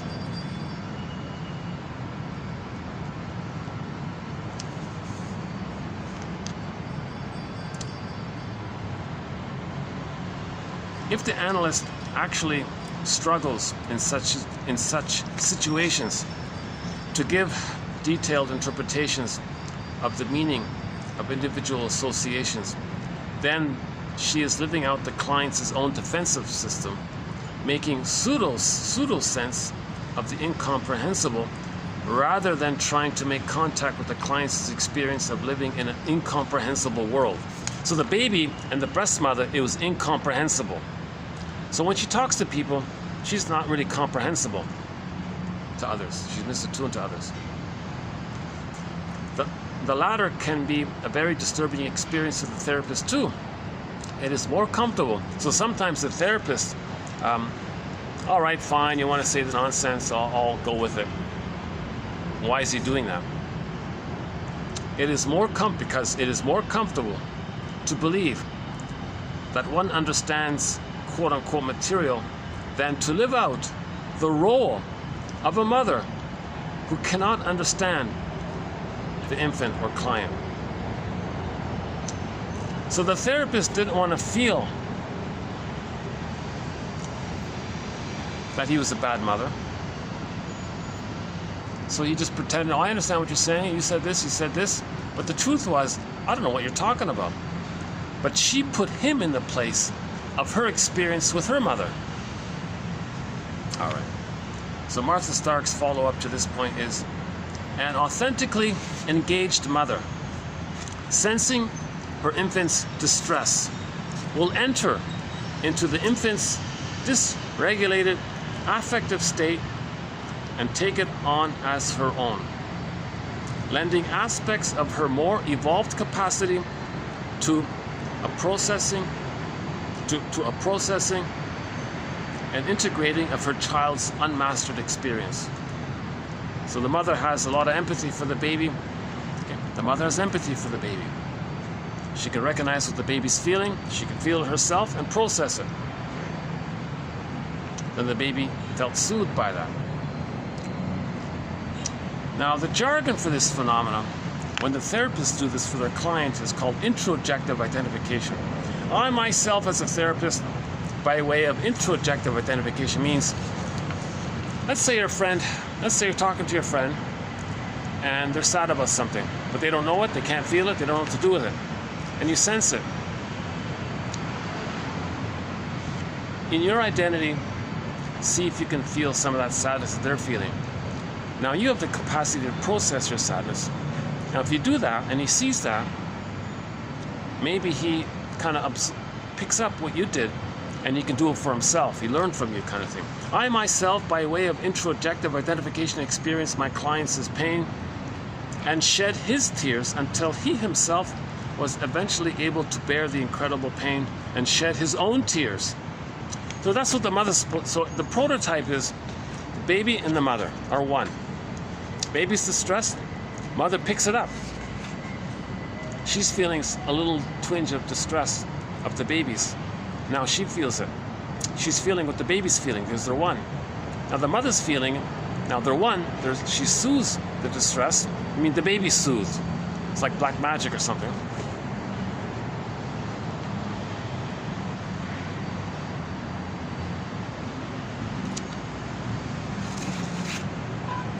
So this phrase, introjective identification, is meant to be contrasted with projective identification. So usually, let's say friend A feels something. He doesn't know that he feels it. His buddy across the table, he interacts with him and tries to get him, inducing him, believe that he feels what he is denying that he's feeling. That's the projective part. Now, believing that the friend across the table is somebody who possesses that feeling that you just gave him in your fantasy, you give him the identity as somebody who has that thing that you just projected, the projective identification. Now you believe that their identity is that they are somebody with that feeling that you just gave them in your fantasy. Now, with that belief of them having that identity, you interact with that person with that belief, and you're convinced they're the one who feels this thing. That's projective identification. Now, 1 second.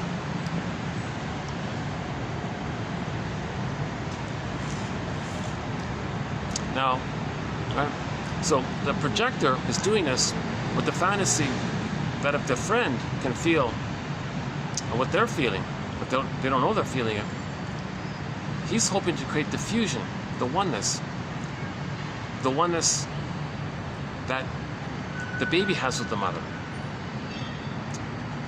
Now, when the baby's in a oneness with the mother, and the mother feels what the baby's feeling, the mother can soothe the distress she feels that the baby's feeling because they're one, then the baby's soothed. So his hope is he's transferring the good breast mother to the friend. Hey, friend, unconscious breast mother. Oh, brother. No, I can't say it like that, right? Hey, friend, I want to induce in you to feel what I'm feeling, but I don't know that I'm feeling it, but I want you to feel it anyways. Because if you do that, I can, in my fantasy, believe that I'm back in the nursery, one with the mother who's feeling what I'm feeling, and I have the hope that my mother in the past is going to soothe me. So I want you to feel what I'm feeling, so I can think that you're my mother from the past, no time. Okay, you're the emotional reincarnation of my mother from the past into the present. Okay, in the emotions, there is no time, so All time is that past. So the partner is just a stand-in for the mother. Hey, partner, as a stand-in for the mother, do you feel what I'm feeling? Hey, mother, now time travel. He thinks he's in the nursery. Oh, mother's feeling what I'm feeling, because the friend in the presence, friend/mother's feeling what he's feeling. Hey, back to the past. Mother's feeling what I'm feeling. Very excited, very hopeful. We're one. If mother's feeling what he's feeling, maybe mother will do her job finally. Relentless hope that she'll soothe the baby and have the experience of being soothed by the mother. So that failed. So that's unfinished business with the mother. So with others in the present, you engage in this projective identification technique, where you try to coax others, prompt others, induce into others, they call it evocation of a proxy, evoking them that the other is a proxy for the mother, or the other is a proxy person who feels what you're feeling. The goal is to feel that you're feeling the same, that you're one. If you can, in your imagining, get it to the place where you think that you're feeling the same thing and you're fusing, you're one, then you're operating from the unconscious place, that you're back in the nursery, one with the breast mother, okay? And now you're excited with the hope, with the relentless hope that mother in the past is going to soothe you. Okay, it's nonsense. Nobody in the present is the breast mother for the past. But the person doing this projective stuff is for him to know that the mother didn't soothe him, that the mother failed him. Right? So that's called projective identification. Now, if you're a skilled therapist like Ms. Stark, I guess, you can pick up voluntarily, oh, the client here is feeling such and such. Let me see if I can feel some of that in myself. Let me see if I can feel exactly what they're feeling. Okay, I think I'm feeling exactly what they're feeling, but they don't know they're feeling it. Geez, I'm feeling kind of sad now. I can accept my sad feelings and I can cry about it. Okay, I processed it. I cried about it. Now the client watching all this, he may have in his unconscious that experience for the past. And then he has the capacity to cry because he saw how so in other words, the therapist taught him how to cry. Okay, give me your feeling. I have it. Here's what I did with the feeling. I cried. Now you saw this, right? You witnessed this. So you learned that you can do it yourself. Now originally the mother's supposed to teach the baby, right? In the beginning, when the mother soothes the baby, the memory's in, it's set in him, he can soothe himself. The way the mother treats the baby, the wiring is in, it's set in him, that's part of his mind, he can do it to himself. If the mother soothes the baby, he can soothe himself. Okay? If the mother's present for the baby, he'll be present to himself. Babies need your presence, not your presence. And okay, let's get some better light here. Hold on a second.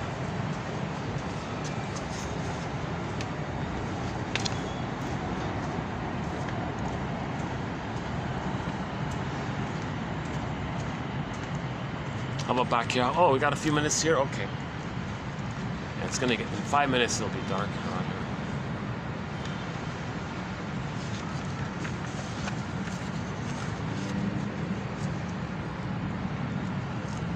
So this topic about projective identification is a huge one. We've got about 300 quotes on it in our collection. A lot of it's just benign. It's just an attempt to communicate something. Your friend might sense that you're feeling something because the first person is trying to interact with him in a way to feel what he's feeling. The friend says, hey, I wonder, are you kind of feeling down today or something? Hey, how'd you know that? Well, I was feeling okay when we met. 10 minutes later, I feel a little icky. I feel a little down myself. I'm wondering if maybe you're trying to communicate unknowingly that you feel down. Oh, I'm amazed that you picked it up. Well, and now you talk about it.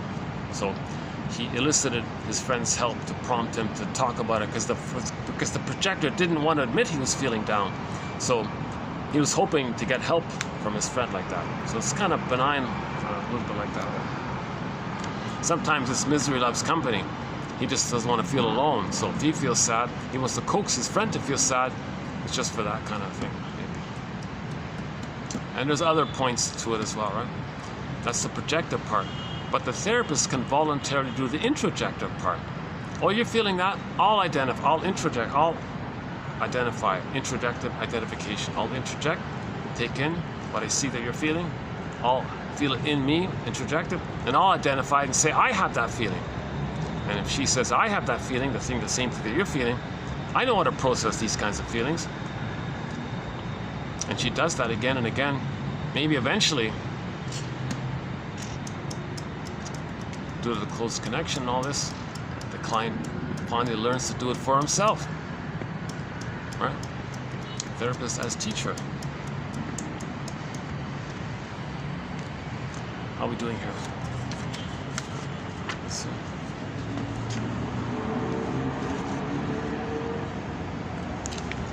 Yeah, I like this Betty Joseph one about the like, let's say there's some kind of meeting or something, and one person goes off topic, doesn't care what anyone said, they want to feel important. Well, what she's also saying is, I'm not attuned to you, because my mother wasn't attuned to me. I'm recreating it. I'm putting you in the role of me back then. I'm playing the misattuning mother. I want to be the misattuning mother, and you all can feel misattuned. Now, the therapist in this case, if it's a case of a therapist, he didn't want to accept that. So as a defense against being cast into the role of either being misattuned or being the misattuning mother, he'll pretend, oh, okay, I'll just accept what you're saying and give you some feedback. And so he missed it. He missed it that way.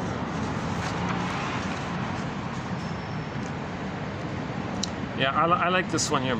It's been said that we are constantly recreating our pasts in the present, because that's all we know. That we dream of symphonies, but confine ourselves to the one simple tune we have sung all our lives. What's that one simple song? It's called The Cry for Love. Everything's love or a cry for love. So that's a cry for love. One simple song, cry for love. So think about that. Think about how everybody's crying for love. And most people, 90% of the people in North America, if they're not loving life, if they're not expressing their uniqueness and contributing, and if they're not, then they're crying for love. If a person has pleasure in the present, and they're radiant, and they have gratitude, and they make reparations, and sober but wiser types, and they're expressing their uniqueness, and they can make I statements, they can mourn, they can enjoy stuff, not at somebody's expense joy. If the joy is only at somebody's expense, that's called shatterfoot. That's called a pathological joy, like an illness joy. Joy is not at somebody suffering. If you only feel kind of happy if someone's suffering, yeah, that's a stinger personality pattern. That's a communication that the mother used you as a baby. Put it that way. Because the mother got some pleasure when she used the baby. She got some relief, some pain relief. She got some pleasure. The baby felt pain, she felt better. Yikes. Just a recreation. Again, it's been said that we are constantly recreating, reliving, reenacting our pasts into the present. We dream of symphonies, but limit ourselves to the one simple tune called, look what happened, where's my love? Or, in the present, I hope you're going to provide the love. Oh, you didn't. Simple tune. Or I'll be the one who refuses you love, and I'll promise and reject you. Same thing. It's just active. It's just the psychic constellation has the passive child pole and the active aggressor mother pole. So you just play one of the poles. Stingers usually play the aggressor pole. The clingers, which ironically are a little more accepting of themselves, they're more on the developmental path to the emotional development. They play the victim passive self. Stingers are always thrilled to find clingers to shame. And clingers say, well, I'll save you, I'll help you. Stingers say, oh, what a fool. Your trust, that's goodness, gives me a chance to hate it. Because my mother hated my goodness, I want to replay what my mother did to me. So if you act innocent like that, I get to squelch your innocence because my mother squelched my innocence. It's been said that we are constantly recreating our pasts in the present. We dream of loving life, but we confine ourselves to the simple cry for love. Now again, the cry for love takes two forms. Either direct, in the present, cry for love and get rejected. Or identification with the aggressor way. You play me, you cry for love and I'll reject you. It's the same thing, it's just flipped, right?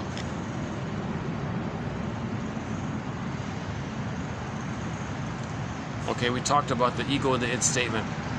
So it's a good self-help practice. Just try it out. Just practice it.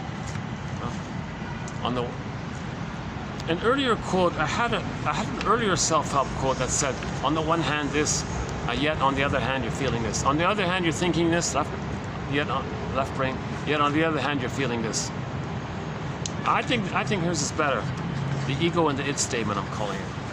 Okay, let's get some light here. Hold on a second. Let's look for some light.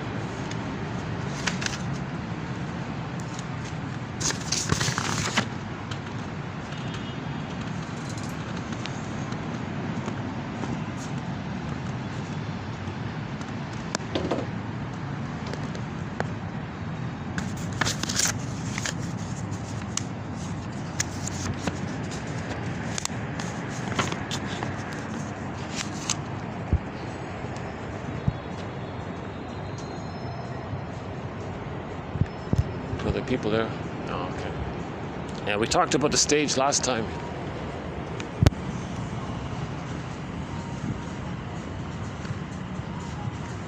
Hang on. Are there people here? Oh, I got the music on. Oh, that's not good. Okay. Copyrighted music. Oh. Okay.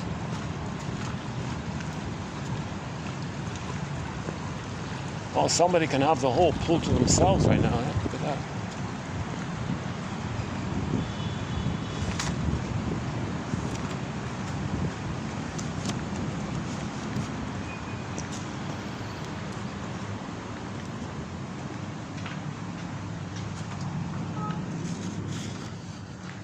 Oh, yeah. I like Mondays. Mondays are good days. Mondays and Tuesdays.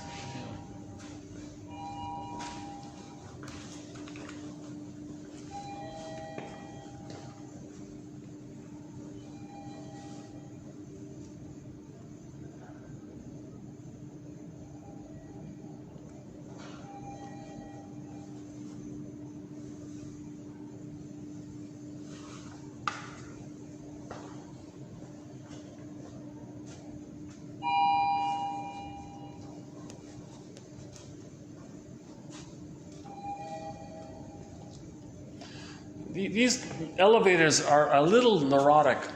They keep blinking and beeping and blinking and beeping, but nothing ever happens. Oh, here we go. Okay.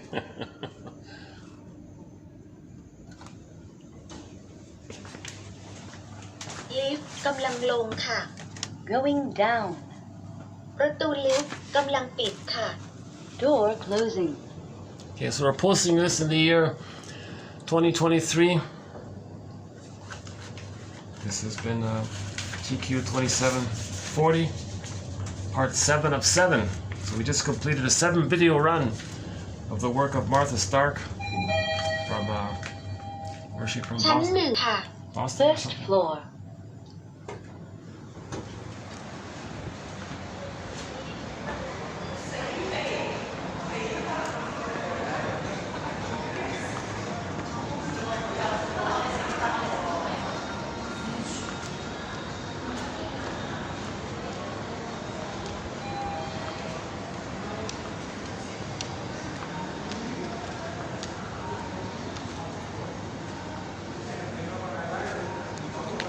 Okay, maybe we can finish up here for a bit. How's it here? How's the lighting here?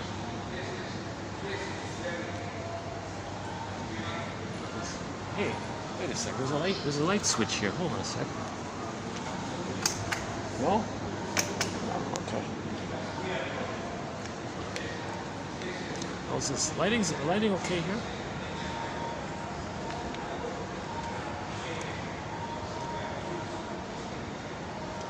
Let's get some better lighting now than this.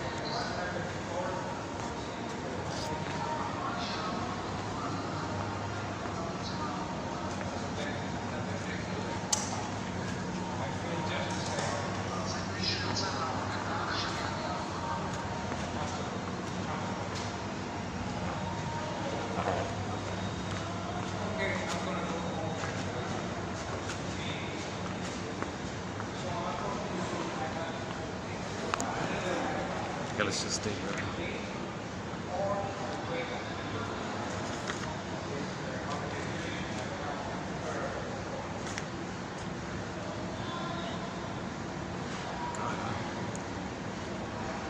It's amazing how chair companies are pretty good at making uncomfortable chairs.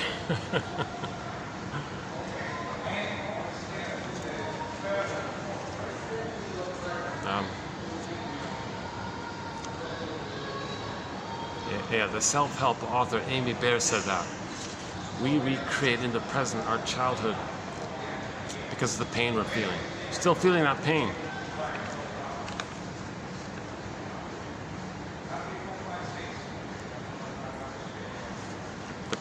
The pain is we lost the golden ball, meaning we lost our sense of self, our ontological self, our authentic self, and if we don't have that, we don't have the golden ball. It's the same kind of thing.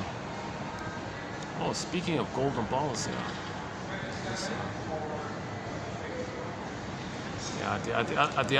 the last video, I found a little golden ball. We talked about it.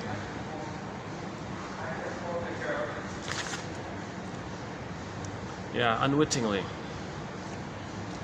Every time she talks about repetition compulsion, she says the client finds himself unwittingly and compulsively reenacting and restaging on the stage of her life all manner of self-defeating behaviors to not know the truth or afraid to know the truth. It's a lie we tell ourselves.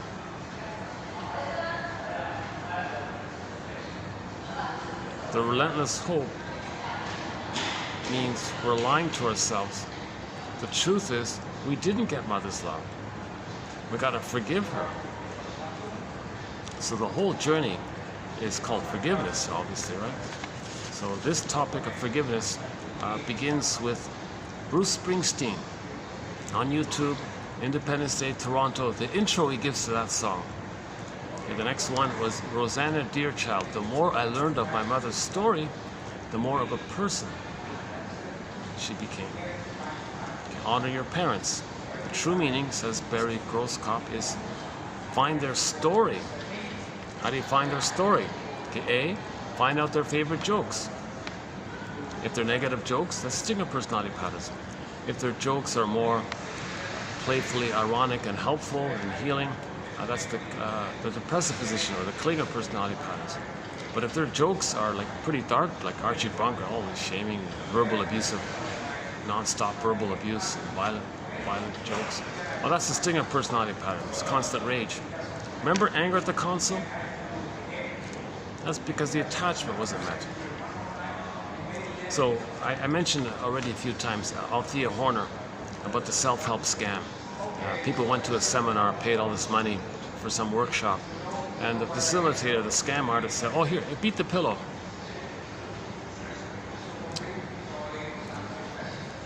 Not making you conscious, just beat the pillow. People are confused. Okay, come next week, pay more money, I'll tell you what to say when you beat the pillow. It's not about beating the pillow. Understand why the person's angry. The person's angry because joy and sadness got zooped away. Now, why did joy and sadness get zooped away? Because the underlying need for a secure attachment style wasn't met. So anger is about attachment. Okay? Rosenberg's main line is, anger is an expression of unmet needs. So the baby's needs were unmet, joy and sadness got zooped away, anger's at the console. So it's not about beating the pillow. We get that anger's there. You don't want to act out the anger, so what? You know you're angry. The healing is to link the anger to the unmet need. Make the link that the reason you're angry is because the need for a secure attachment style for the emerging self, or secure attachment self. That wasn't met.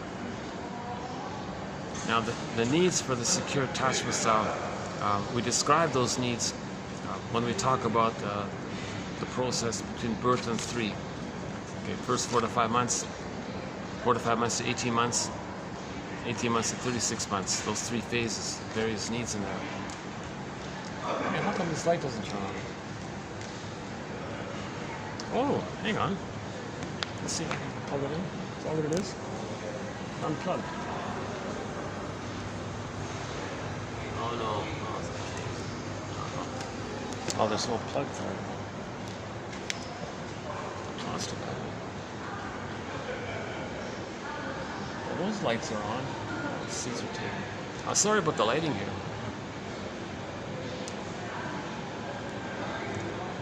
This has been a constant issue doing videos at night. I almost never get proper lighting at night anywhere. I'm doing a shorter video. Yes, a shorter video, yeah. Yesterday was a 6-hour video. Interesting, eh? That's because I had 2 coffees in me. This video is only 1 coffee. If I had 2 coffees, I'd probably keep going. I noticed the difference with that, eh? Yeah.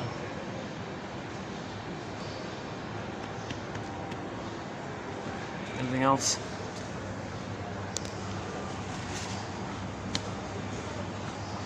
Even though you know that, nevertheless you find yourself feeling that. So practice it. Give it a try. It's a very good self-help exercise. Even though I know drinking 2 coffees makes me edgy, nevertheless, I find myself telling myself, oh, come on.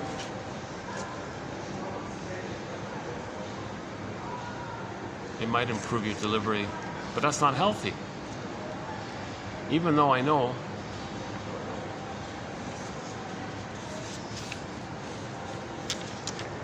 okay, let's try another one.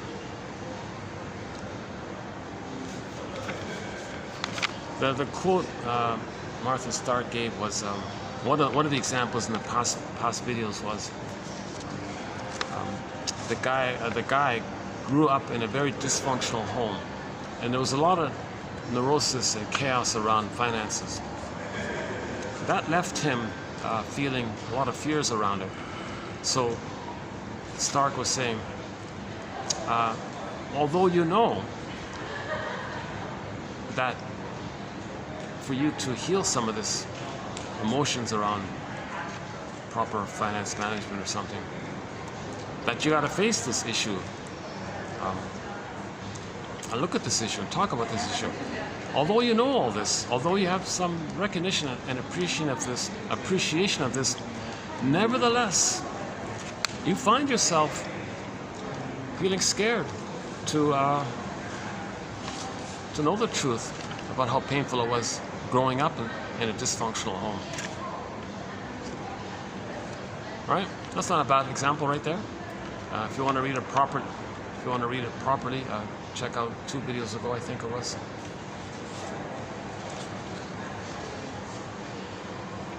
Yeah, but that one about the mother using the baby, the friend said, on some level, you know it's inappropriate what you're doing with your baby. Nevertheless, it seems to be, nevertheless, you find yourself telling yourself that it's your right and that you're entitled. Whoa. So why can't the mother do that to herself? Like, why can't that mother just voluntarily say it to herself? You know, a part of me knows it's not right to take advantage of my power over the baby and brainwash the baby to be dependent on me so I don't feel alone. I can always feel important. A part of me knows it's not right to parentify the baby, to make the baby grow up and brainwash the baby to need me and respond to me and do what I say and follow me and not let me feel alone, make me feel important, always have somebody there. A part of me knows maybe it's wrong to do this, yet I seem to find myself feeling that I don't care, entitled, it's my right. Maybe the mother can do that kind of thing for herself. And if she does that kind of thing for herself, Stark is saying it might be a homeopathic, a dose, like a tiny dose of the problem. You give yourself like a speck of it, and maybe that speck can activate the whole healing system. But the condition is you need a caring witness.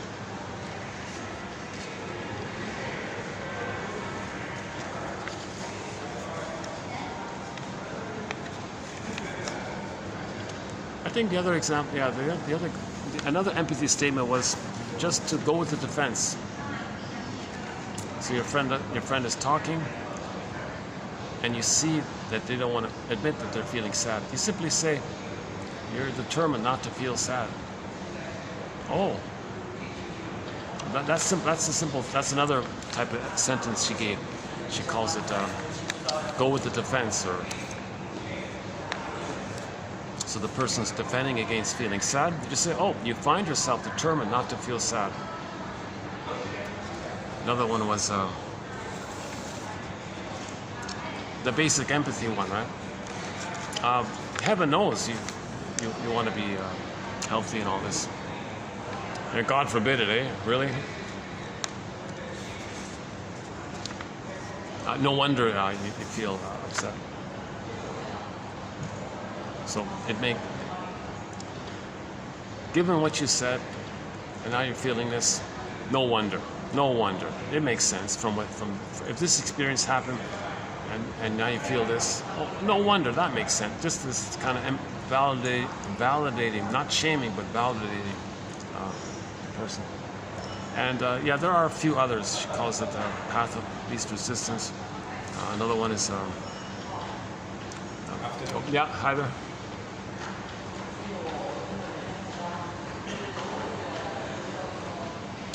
He's happy.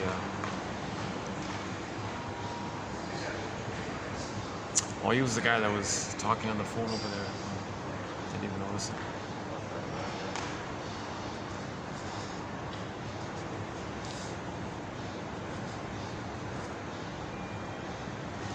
Yeah, he looked kind of refreshed. He seemed to be in a upbeat mood or something.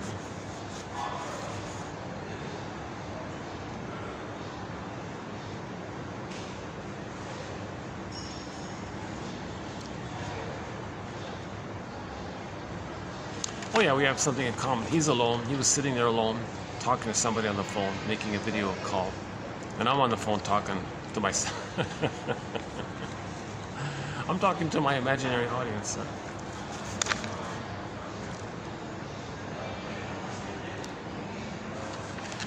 Yeah, I confess I have a kind of a rescue fantasy that there be some endorsement for this. I need like a Bruce Springsteen to come up and say, "Hey everybody, I came across this collection of quotes. This is great stuff. I read this every day.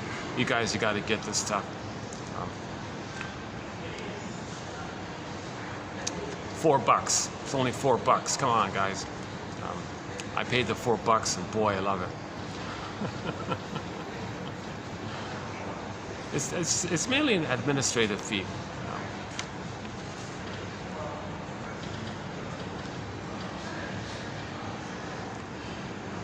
As far as I know, the link works. It's been a while since somebody's made the discovery for them. So let's see. Hey. Okay, let's just take it. Oh, it's quiet over there. All right, yeah. What else? I could get another coffee and keep going for another 2 hours. Okay, the next video, I'm gonna shift gears a little bit. It's gonna be sort of an assortment of miscellaneous quotes from different authors on different topics. I've got a couple, like 1 or 2 on envy, a couple on the humor topic, 1 or 2 on the arts topic, and so on. So we'll post maybe a good 12 or 13 kind of quotes on a variety of topics. And I'll put Martha Stark's work to the side here. I feel very refreshed by Martha Stark. She's very enthusiastic. You can hear her giving interviews a little bit. And she said in one interview that she was a student of Erik Erikson, and she praised him and all this. We don't have many quotes from Mr. Erik Erikson.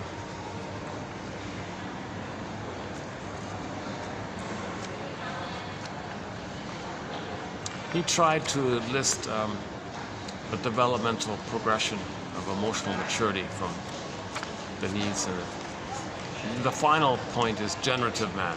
The man is generative. He's generative. Not at somebody's expense, but for everyone. Generative for everyone. That's generative man. That's normal development. Like the person's an elder, he's generative.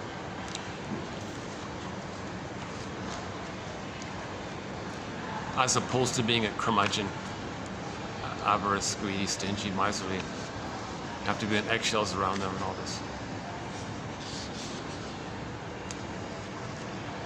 So if somebody's bitter, grumpy, stingy, Grinch and all this late in life, because they engage in the continuous, constant denial.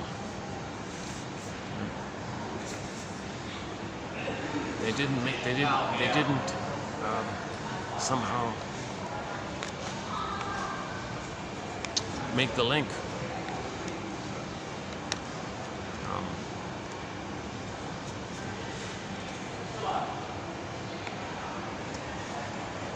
But Masterson has a quote about a guy like that in his 80s, and he talked about some guy in his 80s, and he very quickly did the hero's journey, just in a few months or something, and he became an elder. Like he grieved and all this, and he admitted all these. He was like ready finally to do it. Right? So anybody can go on this second journey in midlife. It's not just for people in the 40 to 60 range. It's for any age. Someone can start earlier, someone can start later.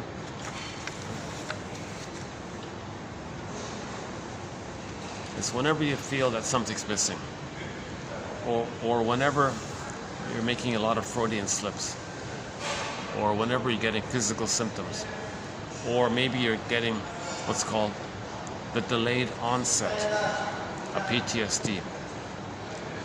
The attachment trauma is trauma, but the PTSD is sponged over with the personality mechanisms being used again and again, but they dry out usually at midlife.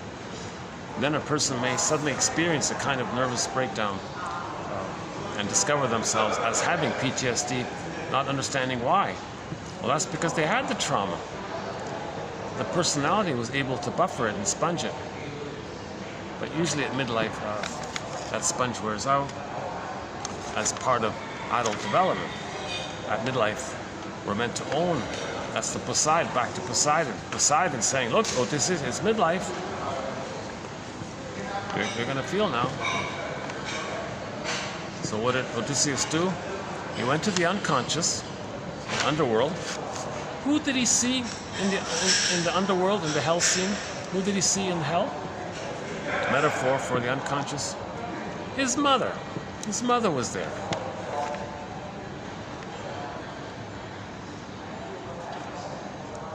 That's to make the link.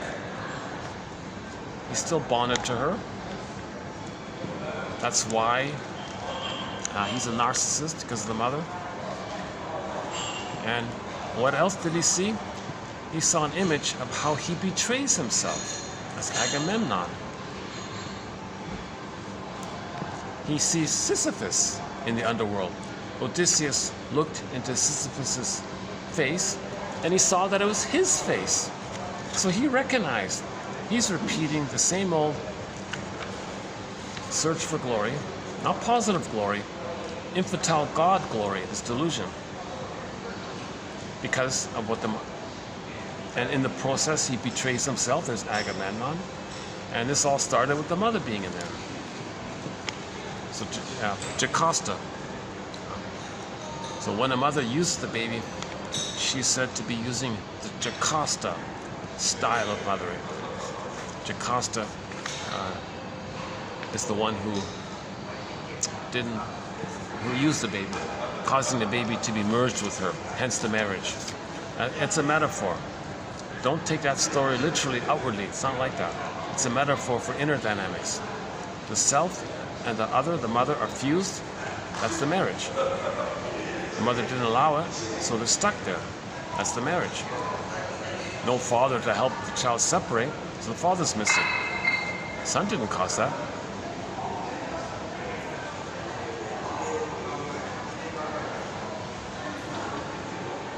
Every baby wants to receive enough love to know themselves. How are we doing here? What's the time? Let's see. 6:40.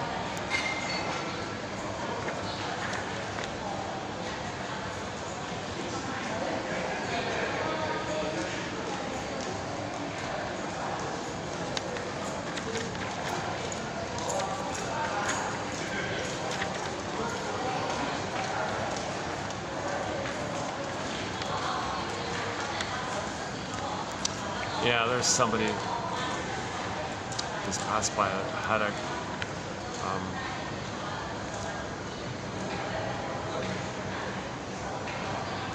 maybe somebody just passed by. Maybe they're saying, what are they saying? That they want power. Yeah, they want power.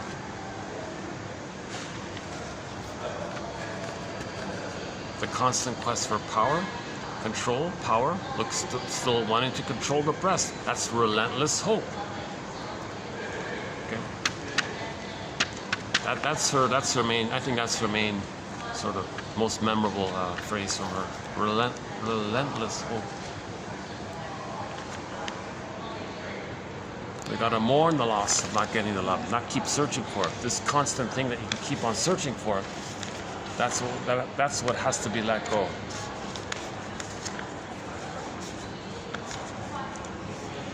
But in order to let go of it, you gotta feel the feelings related to that. Well, I'm wondering if I should just wind it down here. Maybe I'll just take a peek upstairs. Hold on a second.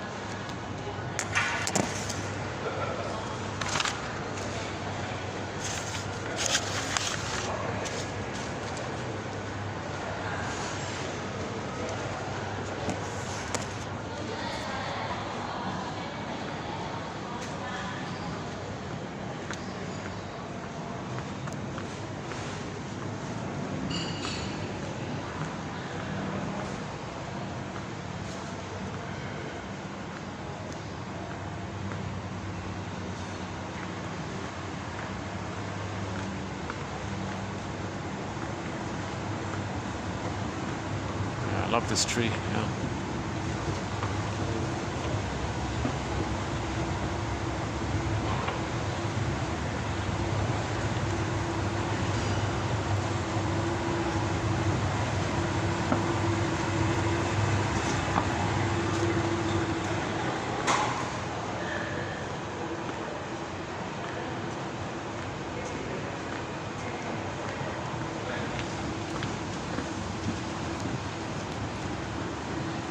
That second floor coffee shop is open.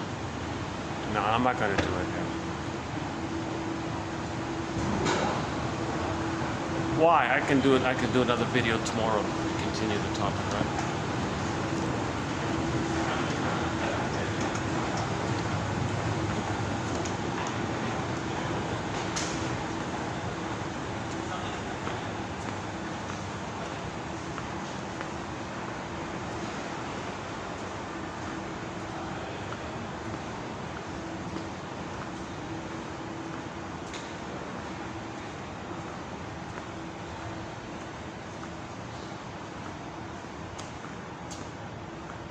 Aha, closed up there.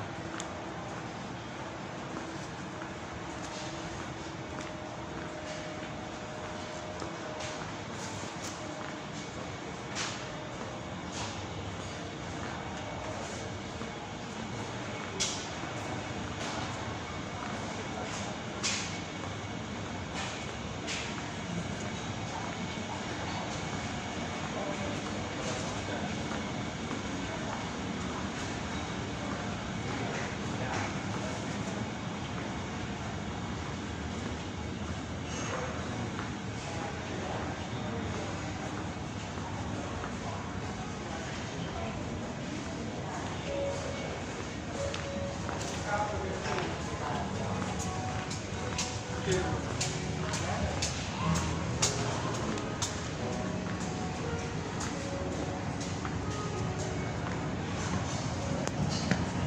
let's just finish the video here, yeah.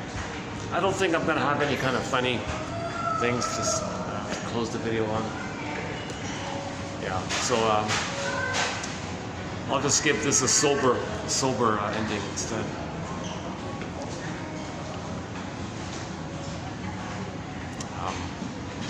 Yeah. The next video I think will be some interesting quotes. Yeah, like a variety of quotes. These are sort of like miscellaneous loose ones that I've had. I'm going to bunch them up and create 2741. So 2741 will be a little shift in gears. Thank you to Martha Stark for the 7 videos that we just did. She's very enthusiastic. I found her, I enjoyed listening to her interview. And I you know, she does a lot of songs too, right? Like like for the codependency, she'll say, oh yeah, when I talk about codependency, I play that song, searching and hoping and crying and pleading. Dusty Springfield. And she did another song, Gladys Knight and the Pips, talking about wanting something to chat. I forgot. I didn't this song.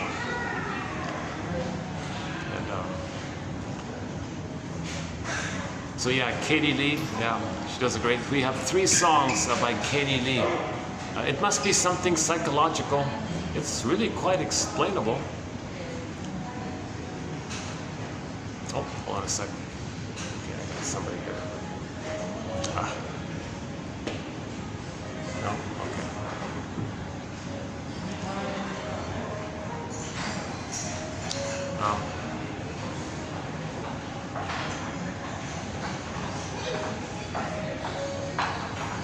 Move down a bit. Hold on a second.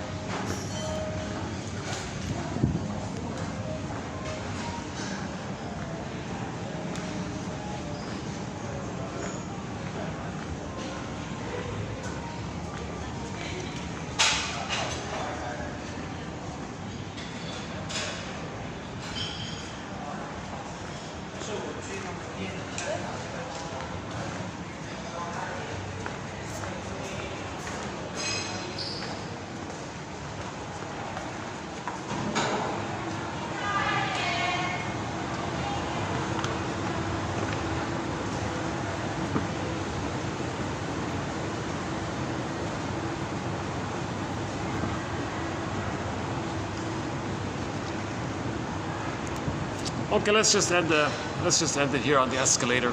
So when I get to the bottom, I'll hit the stop button. So thanks very much. I'll see you in the next video. Okay, thanks.